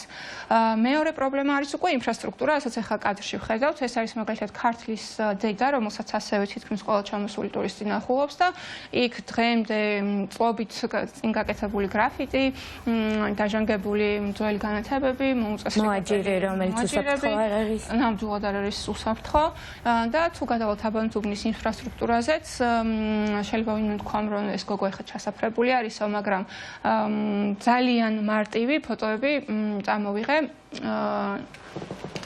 რო გადავთოთ ინფრასტრუქტურის ფოტოებზე. მაგალითად, გვაქვს ხის ხიდები, რომელიც არის აბანოთ უბნის მთავარი მშვენების ჭრელი აბანოს წინ და თითქმის ყველა ტურისტი იქ ფოტოს იღებს, რომელიც არის შარშანაც დამპალი იყო. წელს კიდევ უფრო დამპალია. აი ესეთ ხიდებზე ერთ მხარეს ფეხს ნაბიჯს რო ადგა ვარდება ეს და შეიძლება სახეში მოვიდეთ. ნაწილი არის თქვა და ხო, მაგრამ წინასწარ უნდა გავაფრთხილოთ ტურისტები, რომ ასეთ ექსტრემ ტურიზმზე მიყვარს. და ბევრი რაღაც უკვე აღეპრავდება. ანუ ცდილობ რომ გაიღიმო, მაგრამ უკვე სიწრისგან გეღიმება. ტურის დროს მე ვცდილობ რომ ეს ყველაფერი გადავფარო, მაგრამ მოყვარეს პირში უძახე, მწერის პირს უკანო ჩვენ თუ არ ვისაუბრეთ რომ ეს პრობლემა არის. ჩემთვის არის პრობლემა, მაგრამ როგორც ტურიზმის ადმინისტრაციისთვის ეს არ არის პრობლემა, იმიტომ რომ ზუსტად აქ აბანთუბანში ჩაატარეს ტურიზმის საერთაშორისო დღე, რომელიც ძალიან მიხარია რომ ჩვენ ქვეყანაში ჩატარდა, მაგრამ ზუსტად აი ესეთი ინფრასტრუქტურა დაახვედრეს ეს დღე ღონისძიება ტარდებოდა ხუთვარსკვლავიან სასტუმროში, მაგრამ მათ ჰქონდათ თბილისის ტურიც და როგორც კი გამოვიდნენ ხუთვარსკვლავიან სასტუმროდან, დახვდათ ეს კონტრასტი. და ზუსტად აქ ამ დამპალხის ხიდზე იპოზიორა საერთაშორისო ტურიზმის წარმომადგენლებმა. მათ სამწუხაროდ ვერ ნახეს ლეხუთახევის ჩანჩქერი, რომელიც მე როცა ჩემ ტურისტებს ვეკითხებოდი, რომ ყველაზე სამბეჭდავი რა იყო, რომ მოგეწონათ თბილისში, ყველაზე ხშირად მეუბნებოდნენ, რომ ეს იყო ლეხუთახევის ჩანჩქერი. ის ხიდი არის დაკეტილი დიდი დაკეტილია. მე-5 წელია დაახლოებით რაც დაკეტილია ეს ხიდი. და 2 წელია უკვე რაც ხიდამდე ჩანჩქერამდე ვერ მივდივართ. კი. ეს არის ბუნებრივი ჩანჩქერი, რომელიც გვაქვს დედაქალაქში, შუაგულში. და უცებ ვერც კი წარმოიდგენ, მოხვდები, ზაფხულში ყოველთვის სიგრილეა და ყოველთვის იქ აქტიურად ვჩერდებოდით ხოლმე ფოტოების გასაღებად. ძალიან შთამბეჭდავი ადგილი. რატომ არის დაკეტილი? ამზე პასუხი არავის არ ქონდა, მაგრამ ლოგიკურად ვხვდებით, რომ რადგანაც იქ ზევით არის მშენებლობები, იმ მშენებლობებისგან არის ქვათა წვენა. და მათ ეს წინასწარ უნდა გაეთვალისწინებინათ, პირველი ის, რომ ეს შეუცვლიდა ძველ თბილისს სრულად სახეს, მეორე რომ იქნებოდა ქვათა წვენა და ეს ტურისტულ ინფრასტრუქტურას დააზიანებდა. მხოლოდ წელს არჩევნების შემდეგ, არადი როგორც წესი არჩევნების წინ წლებენ ხოლმე დაიწყეს ამ კლდის გამაგრება და იქ არის წარწერა, აქ აწერია, რომ 2025 წლის ივნისში დამთავრდება ან დამთავრდება, ან არ დამთავრდება შესაბამისად მესამე სეზონსაც გამოტოვებს ეს უნიკალური სანახაობა. ესევე გვაქვს გაჩერებული შადრევნები, სადაც არ არის წყალი, ეს არის ისტორიული გალავნის ფოტოები, ნაწილები აივნიდან. ესეც არ არის უსაფრთხო. ანუ გარდა იმისა, რომ არ გვაქვს ტურისტული ინფრასტრუქტურა მოწესრიგებული, ეს ქმნის საფრთხეს. და ჩვენ თუ გვინდა დავანებოთ ციფრებს თავი, კარგი დავუშვათ, რომ ის 5 მილიონიანი სტატისტიკა მართალია. რო ჩამოყავს ეს 5 მილიონი, ამას ვახვედრებთ. რატო არ ვსაუბრობთ იმაზე, რომ ეს ყველაფერი არის მოსაწესრიგებელი და ყველაზე დიდი ტკივილი ჩვენი არის საპირფერო შოები. კი, ძალიან უხერხული ამაზე საუბარი. არა, მაგრამ ძალიან მნიშვნელოვანია. აღარ არის უხერხული, აღარ არის. უხერხული ეს არის კადრში მაგალითად მცხეთის ჯვრის, რომელიც არის იუნესკოს ძეგლი და ყველა 100-დან 100 ადამიანი ადის იქ მოსანახულებლად. კი, სამწუხაროდ ეს კადრი დააბრუნეთ თუ შეიძლება, ბოდიშია ჩაგეჭრები, აი წინა კადრი იყო, ბუნებაში არის ესეთი ხის ჩეჩმა აშენებული. აი ამის შემდეგი კადრი იყო. ეს არის ძალიან საინტერესო, ამის მერე იქნება. 2019 წელს მუცოს აი ეს კადრი. მუცოს ციხე კოშკების კომპლექსმა აიღო ევროპა ნოსტრას პრიზი, რომელიც გულისხმობს ევროპაში დაცული ლანდშაფტის და მასში ინტეგრირებული ციხე კოშკების, ეს ურბანული განაშენიანების საუკეთესო რესტავრაციის მაგალითს. და ეს არის ძალიან მაგარი, იმიტომ რომ მეორე ევროპა ნოსტრა გვაქვს ჩვენ, პირველი ეს არის ტიმოთე სუბანი და ეს ძალიან დიდი მიღწევა იყო ჩვენთვის და რა თქმა უნდა, როცა ესეთი პრიზი აქვს და ესეთი ატრაქცია გვაქვს ქვეყანაში, ძალიან ბევრი ადამიანი მიდის მუცოს სანახავად, რომელიც დასრულებულიც არ არის, უსაფრთხო არ არის, იქ იმიტომ რომ ბილიკები არ არის ისე გაკეთებული, როგორც საჭირო უნდა იყოს, უსაფრთხო გადაადგილებისთვის და იქ ის ტუალეტი დგას, რა ფოტოს ჩვენ ნახეთ, 2012 წლიდან მოყოლებული, ეგ დგას, ეგ საპირფარეშო, ეგ არის ერთადერთი მთელს მუცოში, ანუ ბოლო საპირფარეშო არის მუცოდან 12 კილომეტრში, შატილში და მერე არის მუცოში, სადაც ყველა მოდის სანახავად და შემდეგი დასახლებული პუნქტი არის მთის იქით და რაღაც პატარა სოფლები და არ შეიძლება როცა ამხელა რეკლამას აკეთებ და ამხელა ინვესტიცია შეიდება და ესეთი ტუალეტი გაქვს საპირფარეშო, ეს არის უბრალოდ სირცხვილი. არავის არ ეგონოს, რომ ჩვენ აქ რაღაც ჩასაფრებული პოზიციიდან ვართ. ამ საპირფარეშოების პრობლემაზე იქნება ეს ნებისმიერი ინფრასტრუქტურული პრობლემა. მაია ომიაძედან დაწყებული მედეა ჯანიაშვილი თუ ვინც არის ტურიზმის ხელმძღვანელობაში პერიოდულად ვიღაცები ვინც იცვლებიან, აბსოლუტურად ყველა არის საქმის კურსში. პირადად მე გადამიგზავნია WhatsApp-ით ფოტოები, იმიტომ რომ ვთვლი რომ სანამ მე Facebook-ზე დავდებ პოსტს ან საჯაროდ ავტეხავ ამბავს, უნდა ჩავაყენო ეს ადამიანი საქმის კურსში, რომ ეგებ ამ რაღაცა ალიაქოთის გარეშე გვარდება ეს პრობლემა. ფაქტია, რომ ეს პრობლემა არ გვარდება. ბექა ბარამიძე, ვინც იყო ხელმძღვანელი იმ პერიოდში კულტურული ძეგლების სააგენტოსი, პირადად მაქვს დარეკილი კომუნიკაცია Facebook-ითაც, ტელეფონითაც და თვითონ დამპირდა, რომ აი მე პირადად ვუხელმძღვანელებ და მე ვარ საქმის კურსში და მე ვარ პასუხისმგებელი, რომ იქ გაკეთდება თანამედროვე ტიპის საპირფარეშოები და მთხოვა აღმეწერა და გადამეგზავნა, დოკუმენტიც გვაქვს ჩვენ შემუშავებული, როგორი უნდა იყოს თანამედროვე საპირფარეშო, რას ვითხოვთ ჩვენ, რა უნდა იყოს რამდენიმე კაბინა და არა ერთი, უნდა იყოს ადაპტირებული შშმ პირებისთვის, რომ უნდა იყოს პატარა ბავშვიანი ადამიანები, ვინც მოგზაურობენ, გადმოსაწევი დაფა და ასე შემდეგ. არაფერი მსგავსი მას შემდეგ არ ყოფილა 2019 წლიდან მქონდა კომუნიკაცია ამ ადამიანთან, რომელი წელი 2025 წელი დაიწყო. ყოველ წელს წელიწადში რამდენჯერმე მიწევს მუცოში ჩასვლა, იმიტომ რომ სათავგადასავლო ტურიზმი არის ჩემი ძირითადი მიმართულება და ტრეკზე დავდივართ მან და ერთ-ერთი ყველაზე პოპულარული ბილიკი არის აწუნთას ბილიკი და აუცილებლად მუცო უნდა გავიაროთ, ასე რომ ბექა ბარამიძეზე და სხვებზე მეტად ბევრჯერ მაქვს ნანახი მე ის ადგილი და რა ინფრასტრუქტურას რაც შეეხება ის ბაზრის ცვლილებაზე რომ ვლაპარაკობთ, რომ ინდოეთზე ვიღებთ სწორებას და ამ სხვა ქვეყნებზე, აზიაზე იამაც ახსენა, რომ ინდოელებიც, არაბებიც მოგზაურობენ ოჯახებით, ეს შესაბამისად მოიაზრებს ბავშვებთან ერთად მოგზაურობას. ბავშვთან ერთად როცა მოგზაურობს და დაახლოებით 60% ამ მოგზაურობის არის მცირეწლოვან ბავშვებთან ერთად, ვინც არის ეტლით მოსარგებლე, უფრო მცირე ასაკის ბავშვებიც ყავთ, შესაბამისად მათ სჭირდება, ჩვენ თუ ამ ბაზარზე გავედით, ამ ხალხს სჭირდება, რომ ინფრასტრუქტურა იყოს შესაბამისად და მორგებული ხო მათ მოთხოვნებზე. ის ადამიანები რომ ნახავენ, რომ აქ არ არის არათუ საბავშვო ბავშვ გამოსაცვლელი რაღაც სპეციალური ოთახი, არამედ ესეთი ტიპის ტუალეტები ხდებათ ხო?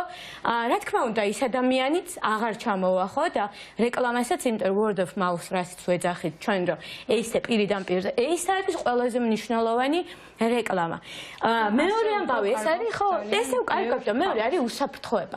2023 წელს ტურიზმის ადმინისტრაციამ ჩაატარა ტრენინგი ინკლუზიურ ტურიზმთან დაკავშირებით და პომპეზურად გამოაცხადეს, რომ შშმ პირებისთვის და მოკლედ მათთან გათანაბრებული ადამიანებისთვის სპეციალური ტრენინგი ჩაუტარდებოდა 350-მდე ადამიანს და მთელ საქართველოში გადამზადდებოდნენ.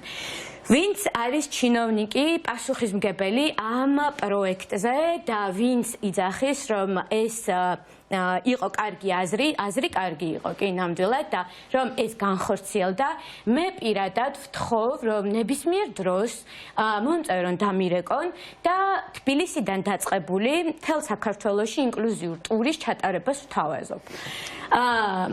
გავიაროთ თბილისში თუნდაც საფეხმავლო ტურზე და თქვენ მე ვერ მანახებთ ერთ ტროტუარს მაინც, რომელიც არის ადაპტირებული, თქვენ მე ვერ მომიხაზავთ ერთ საფეხმავლო მარშრუტს მაინც, რომელიც არის ადაპტირებული და სადაც არათუ შშმ პირი თვითონ დამოუკიდებლად, არამედ მშობელთან ერთად ეტლიან ბავშვი შეძლებს გადაადგილებას, იმიტომ რომ ესეთი რამე უბრალოდ არ გვაქვს და თავისუფლების მოედანზე მიწისქვეშა გადასასვლელი რაც იყო პუშკინის სკვერში, რაც არის, იქ ჰქონდა რამდენიმე წლის წინ დამონტაჟებული თურქეთის სახელმწიფოს მიერ იყო ეს საჩუქარი ელექტროპანდუსი, რომელიც ხელს უწყობდა ეტლით მოსარგებლებს, გადაადგილებული იყვნენ ქუჩის ერთი მხრიდან მეორეზე.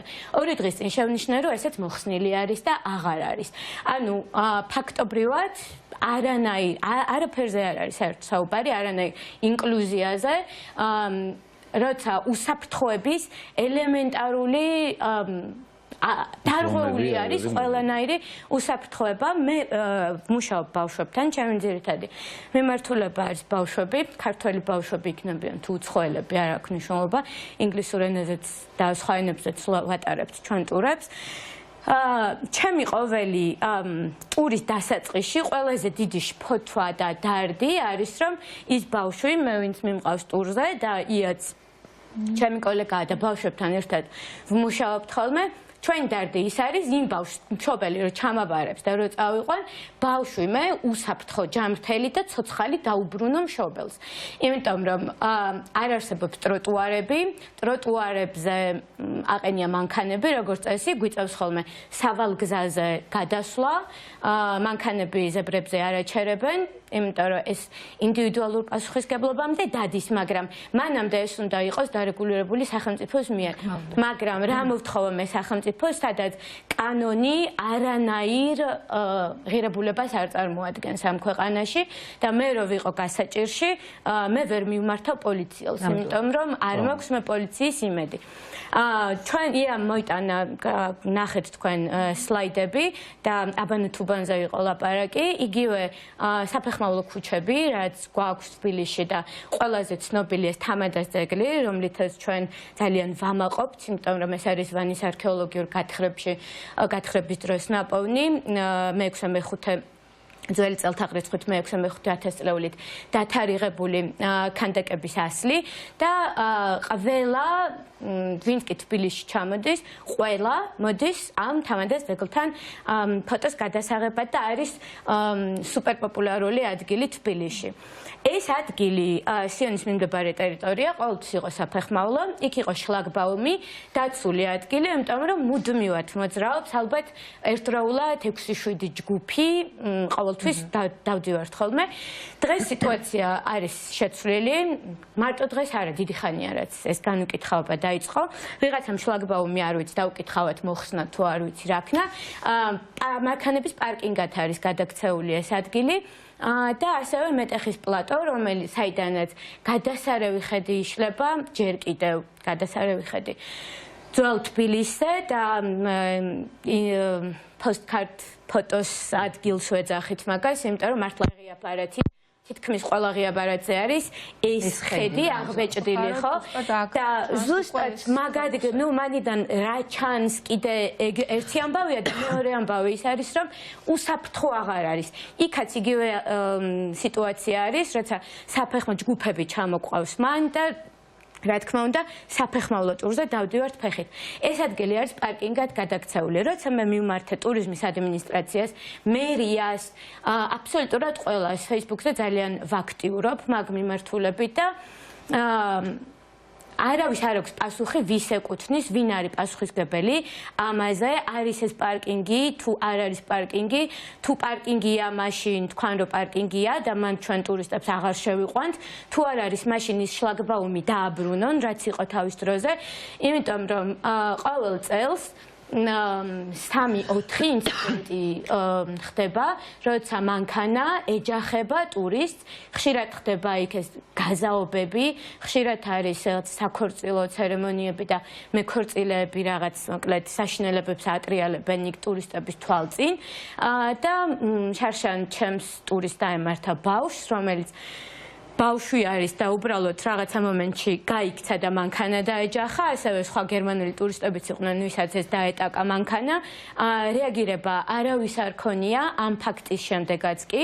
სიონის ქუჩაზე იქ რესტორნები აქვთ მაგალითად და ამ რესტორნების მფლობელებს უწევთ ხოლმე რომ მაგიდები აწიონ და აიტანონ ტროტუარზე, იმიტომ რომ მანქანები უნდა მივიდნენ და ვერ ეტევიან მანქანები. ღაზა სექტორი ჩვენ ქალაქში ხდება ხოლმე. ჩვენ ქალაქში ხდება ეს ყოველდღიური რეალობა. წამიდის ქალაქში ფათაშორის არის ინდოეთი ახსენეთ და ინდოეთში მაგალითად მატარებელი ბაზრობა უცებ ალაგდებიან, მატარებელი გავა, მე ისევ დავაგდებიან. ყოველდღიური რეალობა. სხვათა შორის აი გალაქტიონ ტაბიძის ქუჩა მე ძალიან კარგად მახსოვს პროექტი იყო ესეთი რომ ეს ყოფილიყო დახურული ქუჩა მანქანების გარეშე და აქ არის ნახეთ რა საშინელება ხდება მუდმივად და უსმენ და მართლა მე ჩემთვის ნაცნობია ეს ყველაფერი იმიტომ რომ მე მარტო დამგეგმავი კი არა ვარ ტურიზმი ძალიან ხშირად სტუმრებს დავყვები იმიტომ რომ მაინტერესებს რა ხდება ჩემს ქალაქში ხო და კიდე რას ვიტყოდი იცით აი რამდენი პროტესტიც ნუცამ გამოთქვა იმდენი გვაქვს გამოთქმული და სხვათა შორის აბანოთუბნის ბეტონიზაციაზე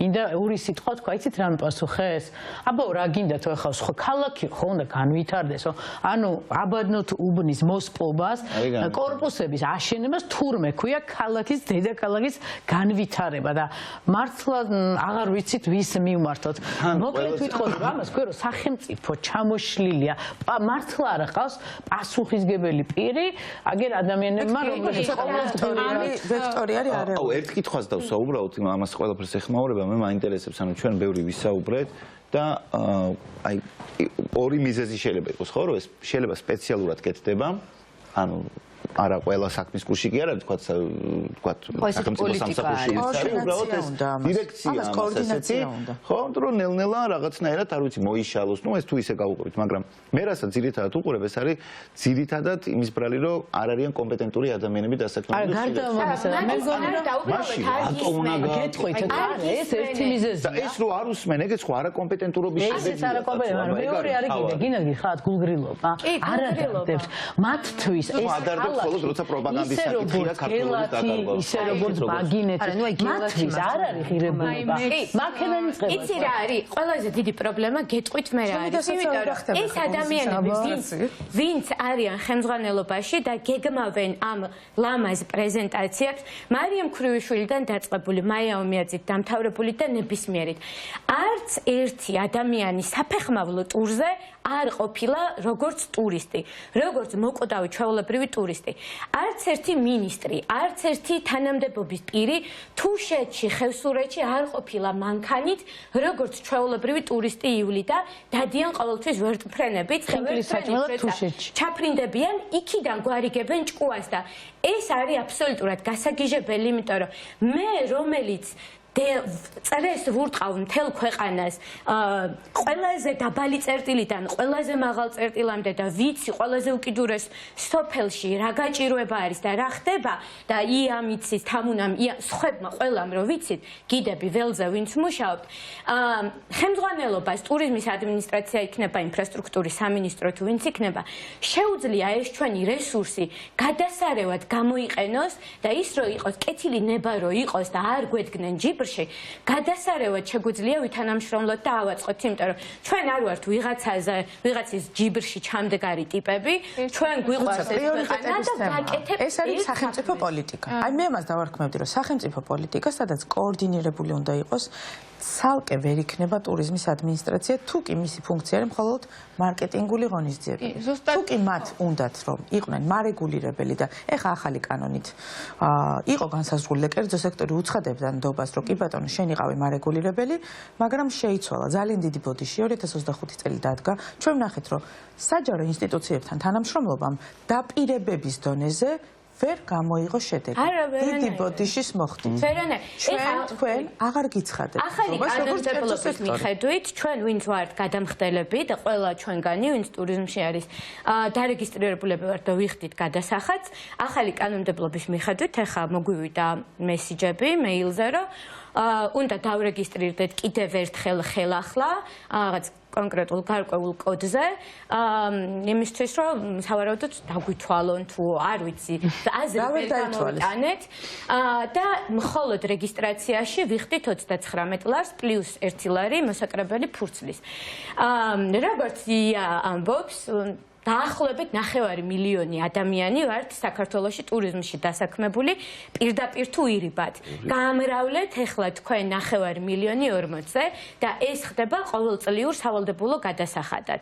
არ დავამოწმოთ რომ ეს არის მეორადი კანონმდებლობის აღსრულება, რომელიც არ გაკეთებულა მეგობრებო, გაკეთდა პირველადი კანონი, რომელიც იყო ხარვეზებით სავსე, იმიტომ რომ ჩვენ გუშინდელ შეხვედრაზე ცოტა ემოციური ნაწილი იყო ის, რომ თქვა სამოქალაქო პროტესტთან დაკავშირებით ჩვენი პოზიცია დავაფიქსირეთ, მაგრამ მედია საშუალებები რადგან არ იყვნენ მოწვეული, დეტალები არ იციან საქმიან სფეროზე, კერძო სექტორი პრეტენზიას უყენებს საჯარო სექტორს, რომ მან არ განახორციელა ტურიზმის რეფორმა ჯეროვნად, დროულად, ხარისხიანად, ჩაშალა რეფორმა ფაქტიურად შუაგზაზე, პირველადი კანონი, რომელიც მთელი რიგი ხარვეზებით იქნა მიღებული, კანონში, როდესაც პარლამენტმა არ გაითვალისწინა არანაირი რეკომენდაცია არც გიდების, არც ტუროპერატორების, არც ტურისტული კომპანიების, არც ადგილის მართვის ორგანიზაციების მართვის. აი რა პრობლემებზეც საუბრობენ, თუნდაც მუნიციპალიტეტებთან როგორ უნდა დიემოები, რომელიც პარაზიტებად იქცნენ, უკაცრავად კარგი ხალხი მუშაობს. შუაგზაში ეს პარტნიორობა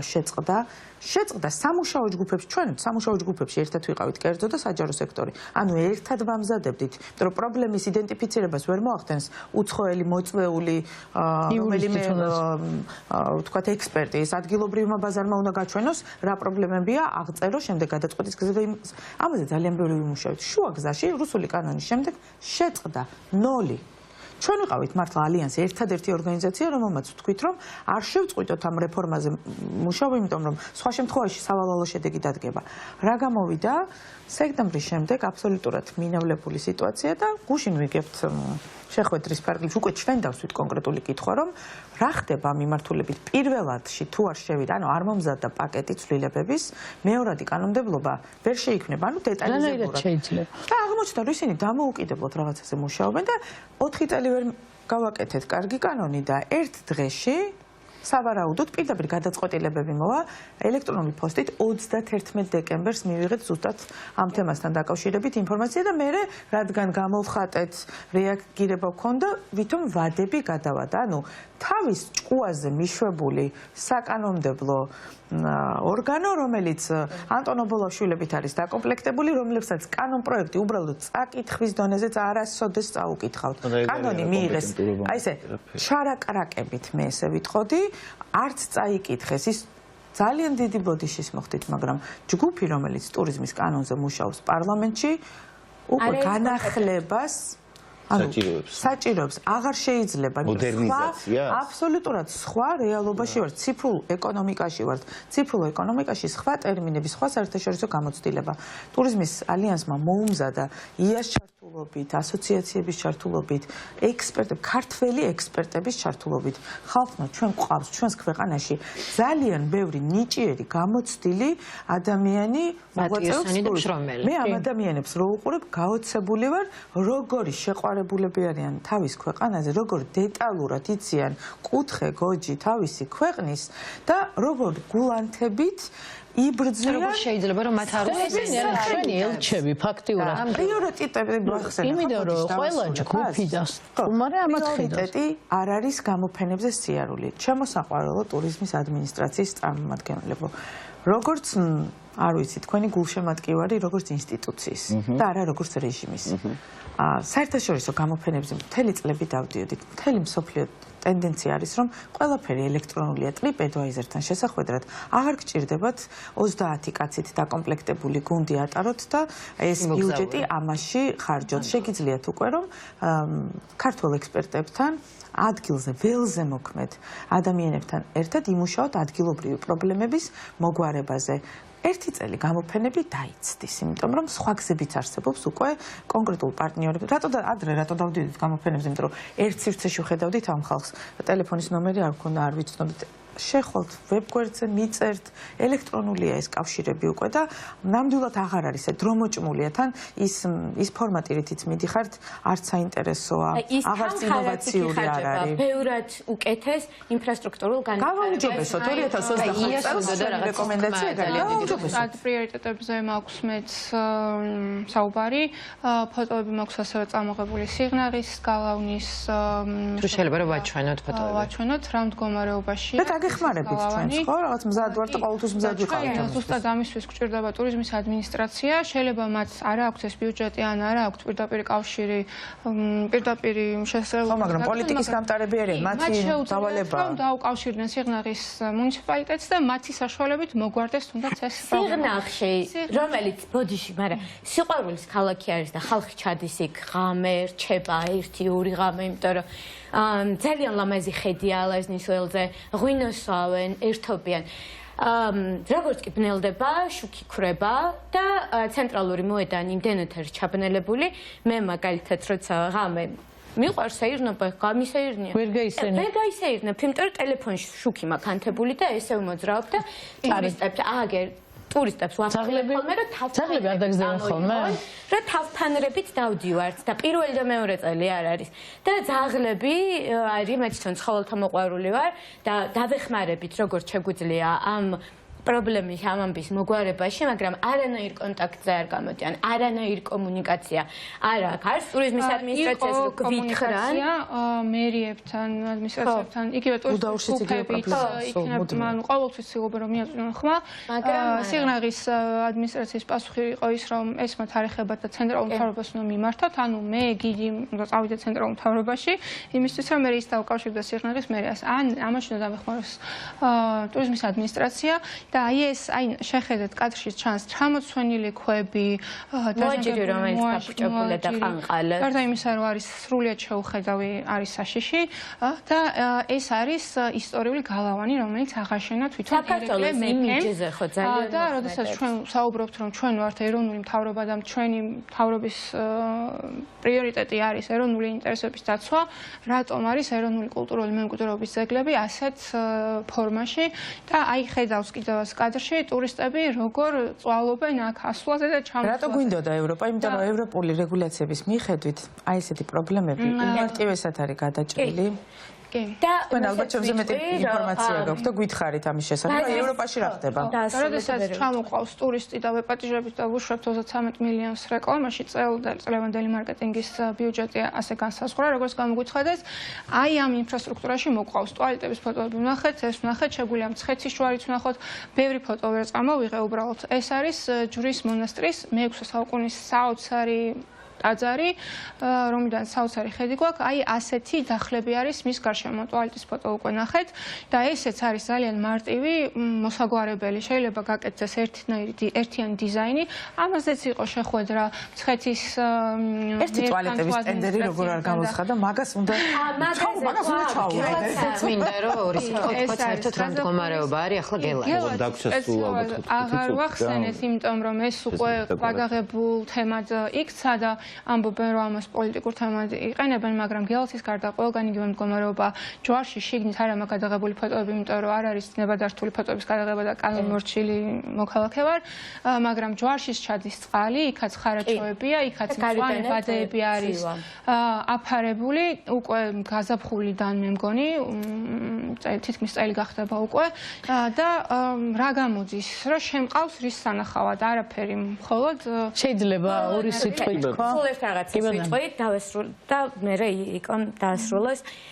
როცა ჩვენ ვლაპარაკობთ ბაზრის დივერსიფიკაციაზე და მაღალმხარჯველ გადამხდელ უნარიან ტურისტზე, იმათ ჭირდება თუ საფრთხოება მაღალმთიან ქვეყანაში არ ყავს სამაშველო ვერტფრენი. ჭკუა ვერ გვასწავლა ჩვენშოვის ტრაგედიამ, ჩვენ არ ყავს რეანიმობილები. ეს მაღალ მთაში, რომელიც ჩემი პროფესია, სამთო გიდი, ეს არის მაღალი რისკის შემცველი პროფესია და შესაბამისად ვინც და არიან ჩვენთან, ის ადამიანებიც დაზღვევა აქვს თუ არა აქვს მნიშვნელობა, ვერტფრენი ჭირდება იმ ადამიანს, შეიძლება დაჭირდეს 100%-ით არა, შეიძლება დაჭირდეს რეანიმობილით. ძალიან დაუნახავთ. ჩვენ ყავს ჭავლის მანქანები, 4 თუ 3 ახალი ჭავლის მანქანის ახალი ვნახეთ, მაგრამ არ ყავს ჩვენ სამაშველო ვერტფრენი და ჩვენ არ ყავს რეანიმობილები მაღალმთიან ქვეყანაში. უთხრათ მე კეთილკას, თქვენ კიდე რა დაგემოწ, ძალიან სულ რაღაცებს იძახით რა. მე წელს ტურისტად ვიყავი მყინვარწვერზე, ვცადე ასვლა, იქ არის მეტეოსადგომი, რომელიც არის საბაზისო base camp-ი, სადაც უკვე მე ღამე გადიხარ და იქაურ ტუალეტს აღარ ვახსენებ. მაგრამ გეტყვით რომ პოლონეთმა გამოაცხადა გრანტი იმისთვის რომ იქ გაკეთდეს ტუალეტი. ჩვენ ევროპულ გრანტებს გეხარხათ ამ პულების ჭამა. და პოლონეთს, რადგანაც იქ ძალიან აქტიურად დადიან პოლონელი ტურისტები, მეტეოსადგურზე ყავს თავისი სამედიცინო ჯგუფი და სამაშველო ჯგუფი. პოლონელები ასე ზრუნავენ თავენ ტურიზმებზე. მაგრამ თუ აცხადებთ რომ სტატისტიკის მიხედვით იკლო პოლონელების ციფრი ეტყობა მარტოალეძე რეგენგაბრაზაძეები ეს დამოკიდებულები. ასევე როცა იქ ავდიოდით იყო სამაშველო ტრენინგი ქართულ და ავსტრალიელ მაშველებს შორის. გამოდის რომ ესეც აღარ გვექნება. ანუ ძალიან ბევრი რამეა და ყველაფერს ვერ ჩამოთვლით, იმიტომ რომ უამრავ ჯერ უამრავ ფორმატში გვისაუბრია იმასთან დაკავშირებით. რამდენი 33 მილიონის ვიწუწუნეთ. ხო, და რამდენი დააკდება ქვეყანას. ანუ სამწუხაროდ ბევრს განსაკუთრებით რეგიონებში არ აქვთ გააზრებული რა დააკდება სამწუხაროდ, მაგრამ ამაზე ბევრი ვისაუბრეთ, ეხა უბრალოდ იმდენი დააკლდებათ, რამდენადაც კარგით USAID ისე შეწყვიტა, მაგრამ ძალიან ბევრი ფონდები აღარ იქნება ხელმისაწვდომი და ძალიან დიდი როლი შეასრულეს ევროპელებმა. მაგალითად, გერმანია იყო ერთ-ერთი მთავარი დონორი დაცული ტერიტორიების ტურიზმში, ალბათ ერთი მინიმუმ 100 მილიონი იქნება ამ წლების განმავლობაში. არა, გერმანიის მთავრობა ზოგადად ვამბობ, მაგრამ ეს შედეგებს თქვენ ჯვარი ჩვენეთ აგე და მე ვიცი რომ ჯვარზეც იყო მსოფლიო ბანკის პროექტი. ეს თანხები გამქრალია უბრალოდ. ეს იყო ძალიან საინტერესო პროექტები ანანურთან, ჯვართან და სხვა ძეგლებთან, როგორ უნდა მოწესრიგებულიყო ტურისტული ინფრასტრუქტურა, თავისი პარკინგები და ჩვენ ხედავთ რა შედეგი მივიღეთ. თქვენ შეკითხვაზე რომ რატო ხდებაო ესეო, უცოდინარობა არის, გულგრილობა არის, არაკომპეტენტურობა არის. მე მგონი რომ ეს არის ყველაფერი ერთად აღებული. მე კახურად გეტყვით მოკლედ, მაგრა შურს რო დადიან ოცხოეთში. ჩვენ გარეთ ვყრი ვართ. სიცივეში, ვერსად ვერ დავდივართ. ეგენი მოგზაურობენ, ჩვენ ვარ დაუნახავები და დავიწყეთ. ტუალეტები. და ხო. ესე ალბათ აგენტები სერიოზულად მეგობრებო, დრო აღარ გვაქვს, იმიტომ რომ მეორე ბლოკი გველოდება ძალიან დიდი მადლობა, თუმცა ძალიან მტკივნეული რამ მოვისმინეთ ახლა და რეალურად მართლაც საბოლოო ჯამში მივედით იქედან, რომ ზუსტად ეს დღევანდელი ეგრეთ წოდებული ხელისუფლება არის ის ხელისუფლება, რომელიც მართლა გვართმევს ქართველობას, ჩვენს იდენტობას, ანადგურებს, აცამტვერებს კულტურულ ძეგლებს და არაფერს არ აკეთებს იმისათვის, რომ ეს განვითარდეს და რაღაცნაირად უფრო მეტი შესაძლებლობები მიეცათ ქართულ ხალხს, რაც არის უდიდესი ტრაგედია. ჩვენი სოლიდარობა ყველა უკანონოდ დაჭერილ პატიმარს, ყველა იმ ოჯახს, ვინც განიცდის ახლა აი ამ ძალიან მძიმე წუთებს. ჩვენ სექტორში ძალიან ბევრი ადამიანი არის დაშავებული გაზისგან, ცემისგან, უკვე რამოდენიმე თვე კურნალობის ეტაპს გადიან. ჩვენი კოლეგების შვილები იყვნენ დაჭერილები და დაკარგულები. ამის შესახებ საჯარო სფერომაც კარგად იცის, იმიტომ რომ ჩვენ მჭიდრო მეგობრული ურთიერთობა გქონდა მათთან და მათ შევჩივლებთ პირველი რომ მივდივარ აქციაზე და ხო არ დამარბევენ. არ ვიცი, ამ ეთერითაც მინდა ვისარგებლო და თელ ქვეყანას უთხრა, ჩვენ ვართ ერთი ქვეყანა. ის საბჭოთა პოლიტიკა, ის კგბ-ს ინსტიტუტები, რომლებიც წლების განმავლობაში ცდილობდნენ ჩვენს დაპირისპირებას, ერთხელ სამოქალაქო ომის დროს მე პატარა ვიყავი. ძალიან არ მინდა 40 წლის ასაკში ისევ სამოქალაქო დაპირისპირება ვნახო და იმ თაობებმა, რომელთაც არ უნახავთ და ვფიქრობდით, რომ ისინი იქნებოდნენ ჩვენი პროგრესული მომავალი 16-17 წლის ბავშვები, რასაც დღეს ხედავენ, არაფერში არ ჯდება. ჩვენი დიდი თხოვნაა, როგორც ინდუსტრიის 300,000 ადამიანის შეწყვიტეთ რეჟიმის აი ესეთი ქვეყნისთვის დამღუპველი მიმართულებით წაყვანა და ადამიანები, ვინც თუნდაც ამ სფეროში ვართ, ჩვენ არ გვეშინია არც პოზიციის დაფიქსირების, არც მუშაობის, არც ხვალინდელი დღის.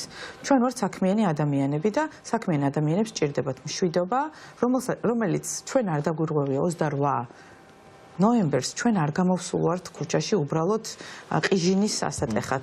ჩვენ იმას ვაპროტესტებთ, რასაც 20 წელია უკვე ველტვით, ვიბრძვით, მივდივართ ამ გეზით და თუ დავკარგეთ ვიღაცები, ვიპოვეთ ერთმანეთი და ძალიან დიდი მადლობა გოგონებო. ჩვენ ვიცნობდით შორიდან ერთმანეთს, მაგრამ აი ამ პროტესტის, აი ამ სამოქალაქო პროტესტის დროს, როგორც ეკა შენ აღნიშნე, აღმოაჩინეთ ადამიანები, რომლებსაც აბსოლუტურად ან ვერ ხედავდით, ან დაკავებული ცხოვრების რეჟიმიდან. ბოდიში ოღონდ უნდა დავასრულოთ, თორე დიდი მადლობა მოწვევისთვის და დიდი მადლობა რომ არ იქნება სამართალი, არ იქნება მშვიდობა. კი ბატონო. ახლა გავალთ რამდენიმე წუთიან რეკლამაზე და ძალიან მალე დაგიბრუნდებით, ასე რომ არ გადაერთოთ არჩენ ჩვენ. დროებით. დაგიბრუნდით კიდევ ერთხელ და მართლა რაღაც ისეთი რთული იყო ჩემთვის იმ ყველაფრის მოსმენა, რასაც ახლა ვისმენთ. ესე რაღაცნაირად ამას კი უყურებ, ხედავ, გესმის, მაგრამ როდესაც უშუალო შეხება არ გაქვს და ამაში ჩართული არ ხარ და თან ახლა უსმენდი გოგოები არიან გიდები და ანუ ის არის ადამიანი, ვინც წარადგენს ქვეყანას და აი ეს როგორი კატასტროფა არის აი ამ პირობებში ადამიანების ტარება და აი ბოდიში და შენ ხარ წარმომადგენელი შენი ქვეყნის და როგორი მტკივნეული და რაღაცნაირია რა, დამამცირებელია ეს ყველაფერი. თან ქვეყანა, რომელსაც აი ამხელა კულტურა გაგვაჩნია, ასეთი ძველებური და ამხელა ღირსება და რავი, არ ვიცი, ძალიან უცნაურია და მით უმეტეს აქცენტის იმაზე გაკეთება რა, ვინც არ უნდა იყოს, რომელი ქვეყნიდანაც არ უნდა ჩამოდიოდეს ტურისტი, ინდოეთი იქნება ეს თუ ჩინეთი თუ ნებისმიერი, ანუ უსაფრთხო არ არის, რა მნიშვნელობა აქვს რომელი ქვეყანა იქნება. ყველაფერს რო თავი დავანებო, ანუ მათაც ხო ჭირდებათ უსაფრთხოება. ნუ ხა სიღნაღში თუ ძაღლები ღამე დაკვინავენ, რა მნიშვნელობა აქვს საიდან? ხო, სანამ ჩვენ სტუმართან გადავართ, ვერ გამოვედი ამ შოკში. კიდევ ერთხელ იმედია ჩვენი მაყურებელი, მიუხედავად იმისა, რომ ეხლა მაინც მიხვდება, რომ მხოლოდ და მხოლოდ პოლიტიკური სპეკულირების თემა არ შეიძლება იყოს ქვეყნის ისტორია. ბევრჯერ ვისაუბრეთ, ფალსიფიცირებულია ყველაფერი, აბსოლუტურად ძირგამოცლილია ყველა ღირებულება, რასაც მართლა საქართველოს ხდის საქართველოს, აი ეგ ყველაფერი. და ეს მართლა უმძიმესი მოსასმენია, იმიტომ რომ რა დონეზე არ უნდა გიყვარდეს შენი ქვეყანა, რომ ამ მდგომარეობაში ჩააგდო, ამაშია პრობლემა. და ყველაზე დიდი ბედის ირონია არის ის, რომ აი რაც შენ თქვი, რომ თითქოს ევროპა გვართმევს ქართველობას, რამდენი რამე არის ის საქართველოს მოსახლეობამ რა გაკეთებულა ამ კუთხით, სწორედ ევროპისგან და ყველაზე მეტად რაც არის ცუდი არის ის, რომ სწორედ რომ ქართულ ტრადიციებზე, სუვერენიტეტზე, რავი, ავტოკეფალიაზე და კიდე რამდენამეზე საუბრობენ და ისტორიაზე და რელიგიაზე ის ადამიანები, რომლებიც პირდაპირ პასუხისგებლები არიან აი ამ მდგომარეობის. აი ეგ მინდა რომ კარგად გავიგოთ. ამაზე ბევრი ვისაუბრეთ და ჩვენ მე დარწმუნებული ვარ კიდე მიუბრუნდებით ამ თემას დროთა განმავლობაში, იმიტომ რომ უმნიშვნელოვანესი თემაა, თუმცა ეხლა უნდა გადავიდეთ უკვე შემდეგ თემაზე.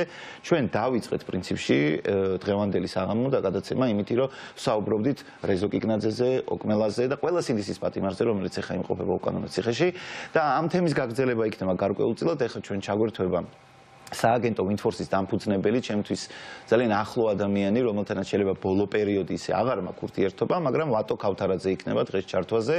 ვატო, მოგესალმები. მოგესალმებით ვატო, მადლობა. როგორ ახარ ვატო და სანამ ვატო შენთან გადმოვალ ეკას მინდა ვკითხო, შენ იცი რომ აი ეს ადამიანია პასუხისგებელი იმაზე, რომ მე დღეს აქ ეთერში ვზივარ. ანუ იცი? აი გავიცოდე ნამის ლაპარაკობს გაკეთდა სწორედ ვინდფორში, ვატო და ბიბის დამსახურება, ანუ ცოტა აჩიკოსიც, ვატო და ბიბის დამსახურება იმაში, რომ საერთოდ ცნობადი გახვდით, იმიტომ რომ კაცი რომელიც ლაპარაკობს, რეკლამა იყო პირველად იქ გადამიღეს და საუკეთესო მოგონებები მაქვს ვინდფორსთან დაკავშირებით, ეს ადამიანები არიან, ვინც ჩემში, როცა ძალიან დაგდებული ვიყავი, არც თვით შეფასება მქონდა, არაფრის აღარ მჯეროდა, მე ვთქვი მაქსიმუმ მეგობრები გავაცინო, ამ ადამიანებმა დაინახეს ჩემში რაღაცა ისეთი, რაც მე მოედო და დღემდე ყველაზე საყვარელ პროექტად შევა ჩემთვის ყველაზე თვითყოფა და ყველაზე ნაღდად ეს მერეა რომ მე ნელ-ნელა პლასტმასად გადავიქეცი, მაგრამ ისევ საწყისებს ადრე თუ გვიან დაუბრუნდებით. ვატო, თუ კიდე ამაშიც დამეხმარები მეორე სერიის ამბავში, რამე სხვა ამბავში გამიხარდება. ვატო, მოგესალმები. ეს ახლა ცოტა ლირიული გადახვევა, მაგრამ პირველ რიგში შენ არც თუ ისე სასიამოვნო თემაზე უნდა გადავიდეთ. ხო, ძალიან მტკივნეულ რამეზე უნდა ვისაუბროთ და ძალიან და პირველ რიგში აი შენი პოსტებსაც ნახულობ ხოლმე Facebook-ზე, ანუ იქაც აქტიურობ და ანუ განსაკუთრებული გულისტკივილი გზნობა შენთან და თან ამავე დროს კიდე ანუ ეს გულისტკივილი გარკვეულწილად მე მესმის აი შენაირ ადამიანებთან რატო ვფრთხო, იმიტომ რომ ვინც უფრო იცნობს საქართველოს და ანუ ვინც იცის რესურსი რა შეიძლება საქართველოსდან გამოიყვანო, ვინც იცის წარსული იმისი თუ რა არის მართლა საქართველოს და ვინც აფასებს აწყობს და თქვა ამ რთულ მოცემულობას იჭიდავება, იმ ადამიანებისთვის განსაკუთრებულად მტკივნეული იქნება, ხო ეს, იმიტომ რომ რაღაც ფასეულობებზე არის თან რაღაცეები, რაც დგას. ვატო, შენ აი ამ პროცესები, აი ბოლო განსაკუთრებით ნახევარი წელი ალბათ უცებ, აი ერთი წელი შეიძლება ითქვას ან წელიწად ნახევარი რაღაც რადიკალურად შეიცვალა უცებ ყველაფერი. ძალიან ჩქარი ტემპებით გავდივართ იმას, რასაც ჩვენ მანამდეც ვამბობდით სხვა სტუმრებთან, რასაც თუნდაც რუსეთი გადიოდა წლების განმავლობაში, ხო? როდესაც იქ იდეოლოგიას აშენებდნენ, როდესაც ნელ-ნელა დევნიდნენ არასამთავრობოებებს, როცა იქ ნელ-ნელა დევნიდნენ სხვადასხვა თქვა ოპოზიციურ მედიას და ასე შემდეგ, როცა პოლიტიკოსებს კლავდნენ, მაგრამ ჯერ შეიძლება პოლიტიკოსების კლუბამდე არ მივსულართ აქ ერთმა ქნას რო არც მივიდეთ, მაგრამ ყოველ შემთხვევაში ძალიან ბევრი დიდი რეპრესიული მანქანა, რომელიც ჩვენ გამოცადეთ სწორედ ბელორუსიაში, რუსეთში არის დატესტილი. აი ამ მოცემულობაში, როდესაც შენი ძალიან ახლო ადამიანები არიან დღეს სინდისის პატიმრები და იქ არიან, თან შენი ცნობ მათ პირადად, მათ ოჯახს, შენთვის კიდე განსაკუთრებით კიუნეულია. როგორ ფიქრობ ამ ეტაპზე შენ თვითონ როგორ გრძნობ, მოდი პირველ რიგში ესე გეტყვი თავს და რას ფიქრობ უახლოესი პერიოდის განმავლობაში რა შეგვიძლია გავაკეთოთ იმით, რომ თუნდაც ამ ადამიანებს რამე დავეხმაროთ. ამით დავიწყოთ და შემდეგ უკვე განვავრცოთ ჩვენი თემა. ხომ დავით ჩემ მდგომარეობაზე მე მგონი ამ წუთას უბრალოდ უფრო მნიშვნელოვანი იმ ადამიანების მდგომარეობა, ვინც ახლა დათხოვებულია, მაგრამ ისე ზოგადად რო შევხედოთ, ალბათ მთელი ქვეყანა და ყველანი ჩვენ ეხლა ვართ დათხოვებულები და რაც უფრო მეტად კონკრეტულად ვართ ციხეში და ვიღაცა გარეთ, მაგრამ საერთო ჯამში მე არც წარმომიდგენია როგორ უნდა გაგრძელდეს ეს ცხოვრება. კი არა და მე ვფიქრობ რომ შეუძლებელიც არის რა რაღაცნაირად აი რომ ტერმინი რო არის ცხოვრებასთან შეუთავსებელი პირობებია, აი ეგეთია ზუსტად ეხლა შექმნილი. და რაც თავარია ეს მდგომარეობა ყოველდღიურად უფრო მძაფრდება და არანაირი ის არ მაქვს ხედვა რომ რაღაცა ამ პირობებში ჩვენ შეიძლება ნორმალურად გავაგრძელოთ ცხოვრება და ჩვენი მეორე სერია გადავიღოთ თუ რაღაც ის ვქნათ რომ აი ამ პროექტებს დავუბრუნდეთ და ძალიან დიდი ხნის მერე იმ ეპოქას როცა ჩვენ რაღაც ესეთ საყვარელთ და ჩვენთვის რაღაც საინტერესო რაღაცა საქმიან პროცესებში ვიყავით ჩართულები. მე მეცაც გეტყვით რა ჩვენ რასაც ვაკეთებთ ჩვენი დარგი ხო რაღაც კლიენტის რაღაც შემოქმედებითი ინდუსტრია და რაღაც სარეკლამო დარგი ამ პირობებში ვეღარ იარსებებს პრინციპულად, იმიტომ რომ ჩვენი საქმე არის რაღაცის შექმნა, ხო, რომელიც ითხოვს თავისუფალ გარემოს. და ეს გარემო პირდაპირ პროპორციულად ის არის წინააღმდეგო ამ რაღაცა იდეის და ამ შემთხვევაში ჩვენი დამოკიდებულება არის ჩვენი დამოკიდებულება ის არის რომ ამას შევცვლით ან უბრალოდ ჩვენ ვეღარ გავაგრძელებთ ცხოვრებას. თუ იმაზე შეიძლება რომ წარმოვიდგინოთ რომ როგორ უნდა შეიცვალოს ეს ამის რეცეპტი არავის არ არის ბუნებრივია. ახლა ყველა ჩვენთანისთვის ეს არის მნიშვნელოვანი რომ ვიცამოთ ჯერ პირველ რიგში იმის რაცაც ნიშნავს რომ ამ ბრძოლაში გამარჯვება და მეორე არის რომ წარმოვიდგინოთ რომ უბრალოდ ეს არის რაღაც აბსოლუტური ბოროტება რა რომელსაც ანუ არაფერი არ არის ისეთი რაც მას აქვს რაღაცნაირად ატანადი ან მისაღები ან მოწმენადი ანუ სრული ბოროტება რა მე ვიტყოდი კიდე იმასაც რომ ცოტა უწირებულად ბოროტებ ფილმებში და ციგნებში რო არის აი ამდენად აი დღევანდელი მოვლენების გუშინდელი ყოველდღიური პრინციპში აღას განერჩევ არც იმაზეა ლაპარაკი საჭირო რომ აი ეს როგორ ქნეს აი ამას როგორ შვებიან აუზის წარმოგიდგენია ეს ანუ ყველაფერი არის გასული ძალიან შორს იმისგან რაც შეიძლება რომ დავუშვა თუ მისაღები კი არა წარმოდგენას ხდება ფანტაზიასაც ხდება ყველა ის ადამიანი ერთის მხრივ რაც არის ისე რომ შევხედოთ კარგი და დადებითი ამაში თუ რამე შეიძლება იყოს კარგი ეს არის ის რომ ამ ბოროტებას ფრენად ჩამოძრა ეს ნიღაბი რა ანუ ფასტილად არის ესეთი და ადამიანები ვინც ჩვენ ახლა ვცდილობთ არის რომ რაღაც კიდე ჩვენი ნაცნობები და ახლობლები რომლებიც არიან რაღაც მოყოლილი ამ დაუგებრობაში ამის მაშინ უფრო ადვილად დავანახოთ ეს ბოროტება როგორ იყო ადრე მანამდე რაღაც ცოტა ხო შენიღული იყო და რაღაცას იძახდა რომ ვინც ესეთი ვარ და ესეთი ვარ და ამ ადამიანებს თქოს არგუმენტები ქონდათ რომ აი ეს ჯეროდათ თუ არ ვიცი როგორც არის რა უნდა დაარქვა მაგას არ ვიცი მაგრამ ყველაფერს რასაც ვამბობდით ის ხდება ყოველდღიურად და ეხლა აბსოლუტურად აღარ არის შენიღვა პირდაპირ ღიად ამბობენ და აკეთებენ ისეთ უბედურებებს რაც ადრე რისი წარმოდგენა და დაშვება არ შეგვეძლო. გამოდე ის რაღაც აადვილებს იმის ამ დაბრუნებული თუ რაღაცა დაბინდული ადამიანებისთვის ამ უბედურების ჩვენებას და მეტი შანსია რომ ამ გამოფხიზლებაში აი ამ ხალხმა რაღაც აი ამ მიიღოს მონაწილეობის ფუნქციურად ითამაშოს რაღაც როლი.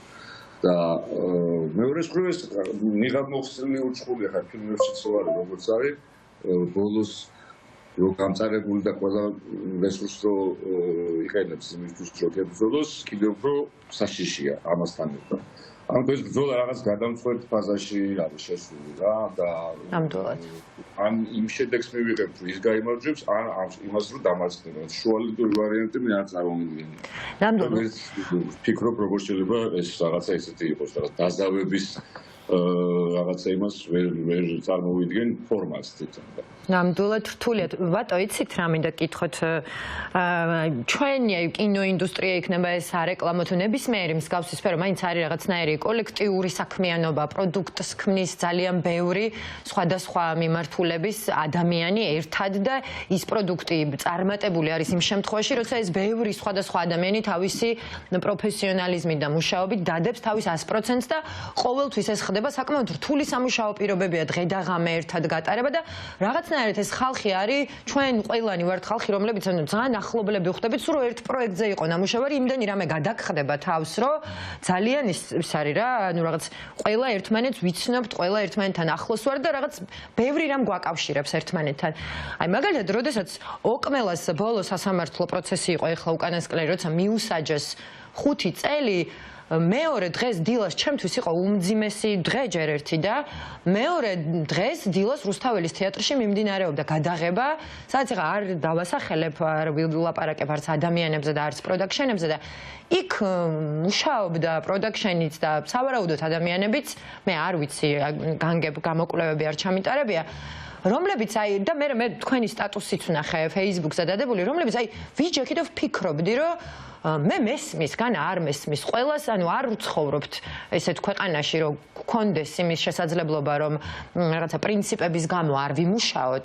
მესმის ძალიან კარგად, მეც ამ ქვეყანაში ვცხოვრობ და მეც კატასტროფულ მდგომარეობაში ვარ და როგორი რთულია ამ სფეროში განსაკუთრებით პროექტი გამოჩნდეს, მით უმეტეს ახლა, როცა ყველაფერი გაჩერებული, ეს ყველაფერი მესმის. თუმცა, აი მე ამ ყველაფრის მერე, აი თქვენ ახსენეთ, რომ საერთოდ როგორ უნდა გავაგრძელოთ, ანუ ის რეჟიმი, რომელმაც ნიღაბი ჩამოიხსნა, მათთან ერთად რო ცხოვრებას ვეღარ გავაგრძელებთ, ეს გასაგებია, თუმცა ის სულ ვფიქრობ, რომ ადამიანები მე რომლებზეც ეს რეჟიმი დგას და რომლებიც ჩვენი კოლეგები არიან და ჩვენ ბევრი წარსული გამოცდილებები გვაკავშირებს ერთმანეთთან. როგორ უნდა მოხდეს საერთოდ აი სამომავლოდ აი ამ მუშაობის გაგრძელება და თან ეს ძალიან რთული წარმოსადგენია და თან მეორეს მხრივ ხო ეს არის ყველაზე მნიშვნელოვანი. ჩვენ ხო ერთი ხალხი ვართ, ერთი ქვეყანა ვართ და რაღაცნაირად უნდა აი არ ვიცი, ვერ წარმომიდგენია თქვენ რას ფიქრობთ ამასთან დაკავშირებით, იმიტომ რომ აი ამის გარეშე როგორ უნდა გავაგრძელოთ, როგორც სფერომ ერთად მუშაობა და ვთქვათ მე როგორც ქვეყანა, იმიტომ რომ ხო ეს ქვეყანა ხალხისგან შედგება და სხვადასხვა სფეროებისგან.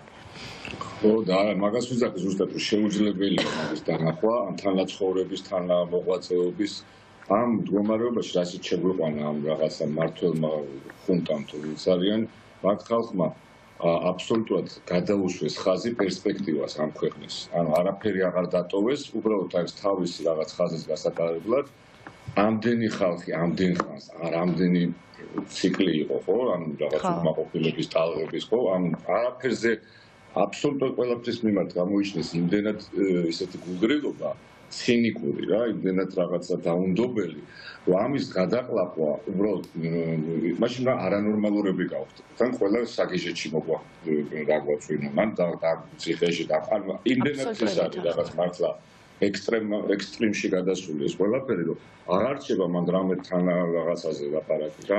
თუმცა ხო რეალურად ჩვენი ასე გახლეჩვა და დაყოფაც ხო არის რეალურად მათი მიზანი, ანუ გახლეჩვა და დაყოფაზე ძალიან კაი ის მაგ რა თქვა დაკვირვება მე რა ყველას ჩვენ რომ რა არის თავარი რომ შენი მტერი მუდმივად ცდილობს რომ გაგყოს ხო ეს ძველი ანდაზაც არსებობს ხო ამის რაღაც ამ და ისედაც ჩვენ ისტორიაში მუდმივად არის რომ შენ რაღაცნაირად ხობს მტერი და მე ამის იმორჩილებს რა და აი კარგი ის იყო რა შოუ-კეისი მაგისი რომ როდესაც გავედით ევროპის ჩემპიონატზე ხო აი მარტის ბოლოს საბერძნეთთან თამაშის მერე როგორი გაერთიანებული იყო მაგ დროს აი ეს ენერგია ქვეყანაში ხალხის და ერთმანეთთან იმდენად დაახლოებული იყო და აღარ ახსოვდა აი ეს აღარ იყო აქტუალური ყველას კი ახსოვდა მაგრამ ინკოცია მინაცია თუ რაღაც აი ამ რაღაც ამ იმაში არ ვეყავით ხო ამ ხელში და პირიქით ყველა ერთმანეთს ეხუტებოდა და ყველა რაღაცნაირად აი მომენტში შემოტანილი ეს კანონი თავიდან როდესაც იცოდნენ რაც შეიძლებოდა მოყოლოდა ხო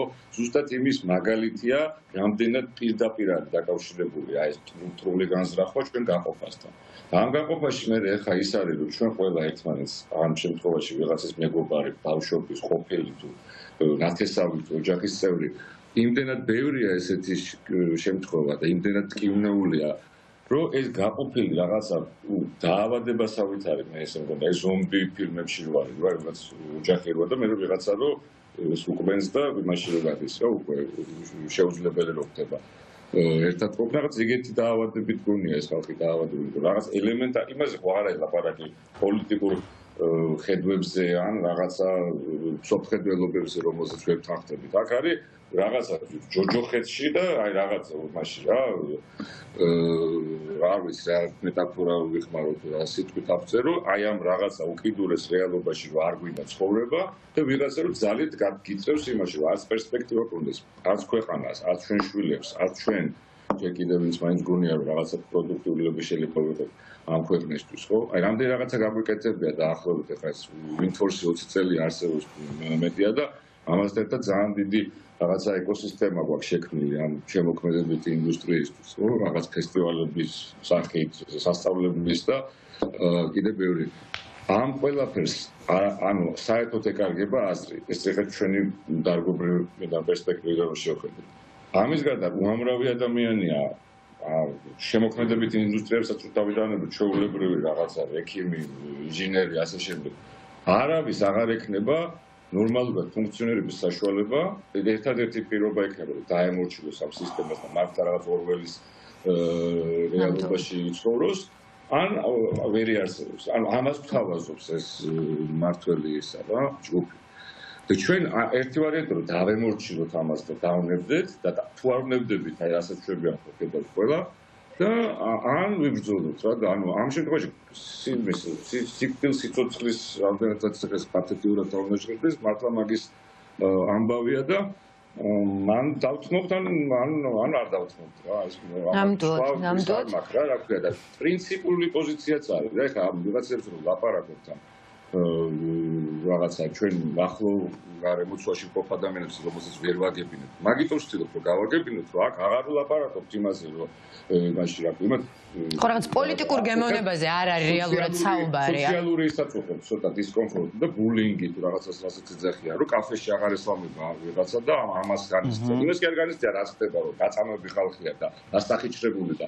ფსიქიკურად შეშლილი ხალხი ვართ ყველა ხო ყველა სამკურნალო ეხლა ხვალვე რომ გადაწყდეს საკითხი და ყველაფერი მოყვარდეს წლები დაჭირდება რომ რეაბილიტაციას ამ ჯოჯოხეთიდან და ეხლა ეს ხვალა რო არ დამთავრდება ყველამ ვიცით და ისეთ მდგომარეობაში შევყავართ ой, რა ქვია, სამედიცინო და ფსიქოლოგიური ჩარევის გარეშე ბევრს არ ეშველება უკვე დღესაც შეიძლება დააკვირდეთ. პლუს მაგას ხალხს აი რაღაც ჩემი მეგობარი დღეს სამსახურიდან განათავისუფლეს მის გამო რა ქვია რაღაც Facebook თავის პოზიციისგან რა Facebook-ს არ აქვს მნიშვნელობა.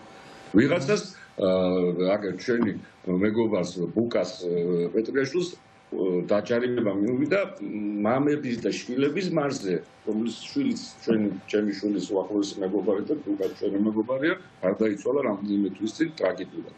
და ვერ მოგვინელებია ვერავის ისედაც მდგომარეობა ყოველდღე ყველას თვალწინ გვიდგას ეს ბავშვი არაჩვეულებრივი. და მამამის აჯარიმებენ ანუ ეს ხსნი მაგას არა მართლა წარმოუდგენელი რაღაცა თან ძალიან ცინიკურად აკეთებენ ამას ყველაფერს რაღაცა დაუნდობლობას ესე გაჩვენებს აი ეს ვიღაცა ტიპი რომელზეც რო აღიქვა ну არ ვიცი რაღაცა ვეღარ თავსდება ვერაფერში ვერც მოსათმენში ვერც გადასაგორებელში აი რაღაცა დიალოგში თუ რაღაც აი ამ იმას გაცდა ეს ხალხი არიან აი ბოროტების განხსხვეულებები და მაგათთან ერთად პრინციპულად არ ვიცხოვთ რა ანუ ამ იმაზე კი არ არის რომ რაღაც კიდე შევთანხმდეთ და ის ცოტა ხანი არ დაждდეს და ჩვენ გამორიცხულია რა ანუ არ არსებობს ვარიანტი ჩვენ მაგ ხალხთან ერთად ვიცხოვროთ და ჩვენ ვისაც ვთავაზობთ იმ ხალხს აღარ ლაპარაკი ეგენი გადახაზული ხალხია ვინც ამ შემთხვევაში სათავეში არის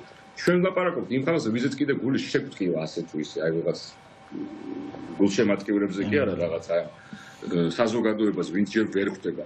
ჩვენ მათთან ერთადაც ვეღარ ვიცხოვრებთ. თუ ისინი არ გამოფხიზდებიან და არ დატოვებენ. მესმის რომ ვიღაცას რაღაცა ვალდებულება აქვს აკიდებული, ვიღაცა რაღაცაშია ჩათრეული, ვიღაცა იძულებულია რაღაც ფაქტორები მესმის, მაგრამ ეს ყველაფერი გაცდა მაგ ზონებს, აი ისეთი რაციონალური ანალიზის და გადაწყვეტილება უნდა მიიღონ ამ ხალხმა, თორე იმაზე აღარ არის ლაპარაკი, რომ ამ ბოროტებასთან ერთად ვინც იქნება, იმასთან ერთად ვეღარ იცხოვრებ კი არა, აღარ არსებობს რომ რამე კავშირი გქონდეს 4 ცხოვრებას მე არა მარტო ეს. კი ბატონო, არა თან იცი რა არის, აი მეც ვფიქრობ, რომ ანუ მან რაღაცა ტვინში რაღაცნაირად თითქოს გეჭედება, ანუ რაღაცა ერორი გემართება იმაზე, იმიტომ რომ ადამიანს რო ესაუბრები და გელაპარაკება რაღაცა ლიბერალურ ფაშიზმზე, ასე ვთქვათ. მე გეტყვი, რომ ჩვენი სფეროს წარმომადგენლები და ვთქვათ ვინც ასე არ ფიქრობენ და ჯერ კიდევ რაღაცა სხვანაირად ფიქრობენ, მეცაც გეტყვი ხშირად ისეთი პოსტები დაუწერიათ, იცი როგორ ადამიანებს გეუბნები, აი შენც რო იცნობ, მეც რო ვიცნობ, წლები რო ვიცნობდით ერთმანეთს და მე ეგ ადამიანები და წერენ აი პირიქით რა დაცინიან, ანუ ცინიზმით, რომ აი ნახე ისტორიჩკები და ნუ ყველაფერზე კივიან, წივიან, არგუმენტი არ აქვს და ასე შემდეგ და სულ მაგას ვფიქრობ, რომ ბიჭო როგორ, როდესაც შენ ხარ მოქალაქე და ხედავ, რომ პოლიციელი ვერაფერს ვერ აკეთებს, როცა ურტყავენ თან შენ კოლეგას, შენი სფეროს წარმომადგენელს, რა მნიშვნელობა აქვს ვის, მაგრამ პირად ურთიერთობასაც ხო აქვს მნიშვნელობა, მახარას გულისხმობ. როცა ხედავ, რომ სპეცრაზმელი დგას და აგინებს ტიპს პირადად 1, 2, 3, 4 თქვენი ყველასი ერთად არა სიტყვებით. ანუ აი მანდ როგორ არ უნდა გქონდეს თანა განცდა მაინც, სულ რომ შენი ოპონენტი იყოს, თან რიგით ადამიანებზეა საუბარი, რაღაცა პოლიტიკოსზე კი არ არის საუბარი, რომ შეეგეშინდეს და თქვა, რომ რაღაცა ასოცირებული არ გახვდიან ამე. ვინც არა, რა მნიშვნელობა აქვს, მაგრამ იქიდან გამომდინარე, რომ მათ რაღაცა ფობიები აქვთ გარკვეულწილად და ვიღაცაზე შეიძლება ვერ თქვა, იმიტომ რომ უფრო შეგეშინდეს, შენ ახლობელზეა კაცო საუბარი ადამიანებთან, რომლებთანაც გატარებული გაქვს, რა ვიცი, ბოლო 10-15 წელი და გულის შეგტკივა. ამიტომ იცი რა არის, ანუ როგორი ბედის ირონიაც არ უნდა იყოს, რეალურად აი ერთის მხრივ მონეტის ერთ მხარეს აი ეს გულის ტკივილია ხარ, ასე ჩვენ საუბრობთ, ხო? იმიტომ რომ შენი თქმის არ იყოს, ვიზეთ ჯერ გული კიდე შეგტკივა, იმაზე საუბრობ.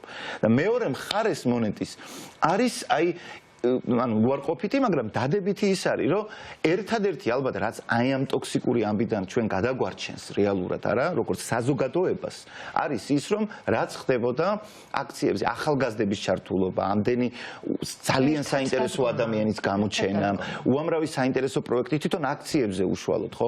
უამრავი ახალი ფრაზა, რაღაცა მოსიარულე, ახალი ფოლკლორი შეიქმნა კიდე, ხო? ანუ უამრავი კიდე რაღაცა და ამიტომ განსაკუთრებით დასანანია ის, რომ არ როგორ ვერ შეიძლება ეს დაინახო.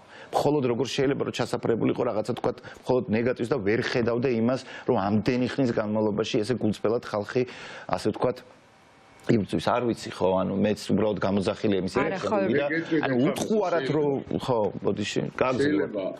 არის ერთი რაღაცა კიდე რაღაც სუდის-თან ერთად რომ კარგიც რო დაინახო, რომ ამგვარი რაღაცა წინააღმდეგობის და ამგვარი ბოროტების გაჩენის გარეშე ეს ახალაც ახსენე, აი აძალაც წარმოგვიდგენს გაჩნდა. შეიძლება შეუძლებელი იყოს, რომ ამ ფორმით დაგვიწყოს ახალი ენერგია. ნამდვილად. ამ ცუდში შეიძლება კარგის დავინახოთ. აი მაგას ვამბობ ზუსტად. იმაში შეიძლება იმდენად დიდი მუხტი ჩაიდება ახლა ამ ახალი ამ საქართველოს და ამ ახალი ქვეყნის მომავალში და იმდენად დიდი არის ესეთი ენერგეტიკული დნმ იქნება ჩვენ თვალწინ ჩვენი ხელით თუ ჩვენი გარშემოყოფების რომ შეიძლება ძალიან დიდი უპირატესობა მოგვცეს ამ მომავალშიც და შეიძლება იმდენად დიდი გავლენა იქონიოს იმ ქვეყნის ფორმირებას რომელიც ჩვენ გვინდა როგორც წარმოგვიდგენია რომ ამის გარეშე რომ წარმოგვიდგინა შეიძლება ბევრად და ნაკლებად ხარისხიერი და ნაკლებად რაღაცნაირი წარმატებული ყოფილიყო. ამიტომ მე მაგის რაღაცნაირად ჯერა არსებობს რაღაც ხო ეს რაღაც ილუსტრაცია რაც არის. ხო ეს ილუსტრაციაც ისეთი სიტყვა გაცვეთილი და ცოტა რაღაცნაირად ამ კონკრეტულობას მთლიანად არასაყავს რა სიტყვა მაგრამ სუდიც ვლინდება და კარგიც. ის სუდიც კონცენტრირდება რაღაცნაირად აი ამ თავის გრავიტაციული ცენტრის გარშემო და კარგიც. აი ეს კარგი იმ ყველასთვის ეს ხო არ არის მართლა ჩვენი ერთი რამდენიმე ადამიანის დაკურება. ხა ნებისმიერი ადამიანი ვინც ერთხება და თავის ნაწილად ფრის ამას და რაღაცნაირად ამ საერთო ენერგეტიკაში შედის, გრძნობს რამდენად სუფთა ის და რამდენად ნამდვილი და რამდენად დიდი ბედნიერება ამის ნაწილად ყოფნა. მართლა რასაც სოდავები არიან ისინი მეც ამას თავის თავს არ აძლევენ ამის საშუალებას თუ ნამდვილად. ეს ენერგეტიკა მე იზრდება და გადამდები ხდება და მართლა იმდენი მაგალითია და იმდენი რა ვიცი რაღაცა გარშემო ხდება იმდენად ბევრია ესეთი ჩვენს გარშემო მიმდინარე პროცესი ეს თითქოს რაღაც იქრებს და ახალი ეს ქვეყანა ყალიბდება და შენდება და აი ეს ყველა მონაწილე რო არის ამისი ადამიანები ლაპარაკობენ ისე ადრე რაღაცას ვუსმენდი ორ სიტყვას ვერ ამბობდა ხალხი და ეხა ისეთ სიტყვებს ლაპარაკობს ხალხი ისეთ რაღაცებს წერს ისეთ რაღაცნაირად გამოიყურება რომ მართლა იმის ისე გაქვს იმედი რომ ზუსტად ისეთია როგორც წარმოგედგინა ჩვენი ქვეყანა და როგორც გინდოდა რომ ყოფილიყო და მართლა აი შენ თვალწე ფორმირდება უბრალოდ ეს ამხელად და რაღაცა ბოროტება კიდევაც შეიძლება ჩათვალო რომ გეხმარება რომ აი ეს უფრო დისტილირებული და უფრო ნამდვილი და დაცილი ამ რაღაცა ყველანაირი დეფექტიური და ძველი გადმონაშთისგან აი ესეთი რაღაც ერთობა ყალიბდება. ნამდვილად ბატონო. დაამარცხებს ამას ამაში დაწყებებს. კი, მეც ამის მჯერა. რა ფასის გადახდა მოგვიწევს ამას. მეც ამის მჯერა და ჩვენ ის არის ციკლია რა ეგეთი რაც არსებობს მაგის ესენი რა რაღაც კვლევებით და რაღაც მეც ჩართული ამაში არის რაღაც თელი კგბ-ს სქემებით და ისინი და რაღაცა ციკლებია რა ეხლა გავდივართ ჩვენ რაღაცა თქვა არის ეგეთი რაღაც 4 ფაზიანი კგბ-ს რაღაცნაირი დამორჩილების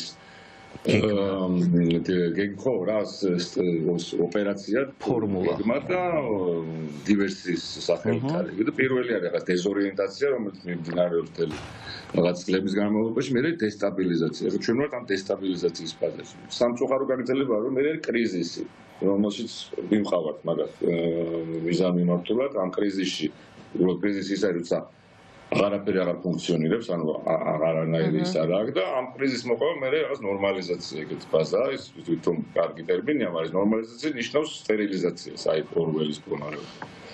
ჩვენი გამოცანა რომ სადღაც გავწყვიტოთ ეს ჯაჭვი რა, იმიტომ რომ ეს არ გავწყვიტეთ და ნორმალიზაციის მდგომარეობამდე მივიყვანა.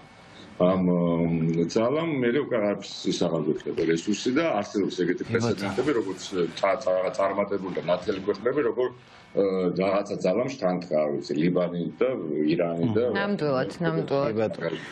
ძალიან დიდი იმედი გვაქვს. კი არა, მე ამაში დარწმუნებული ვარ, უბრალოდ მთავარია, როგორც თქვენ თქვით, რის ფასად და მთავარია, რომ ეს მოხდეს მალე. იმიტომ რომ ძალიან კარგი ხალხის ძვირფასი დრო მიდის საკანში და ჩვენი ძვირფასი დრო მიდის არც თუ ისე სასიამოვნო საქმიანობაში. სამწუხარო დრო და გვიმთავრდა ვატო და უნდა დაგემშვიდობოთ. კი, ოპტიმიზმია საჭირო და აი ზუსტად. კი ბატონო. აბსოლუტურად. რეალისტურად რო შევხედოთ, ჩვენ ეხლა ვართ ისეთ ბრძოლაში, რომელიც მალე არ დამთავრდება. კი ბატონო. შესაბამისად, ყველა უნდა მოიკრიბოს ის რესურსი, რომ ამას ფსიქოლოგიურად მზად გახდეს. ერთადერთი ეს არის ჩვენი ამოცანა. ნამდვილად, ვატო, ძალიან დიდი მადლობა. დიდი მადლობა, რომ ჩვენთან ერთად იყავით, დაგემშვიდობებით და ასევე დავამშვიდობებით ჩვენს უძვირფასეს მაყურებელს მომავალ შეხვედრამდე. დროებით.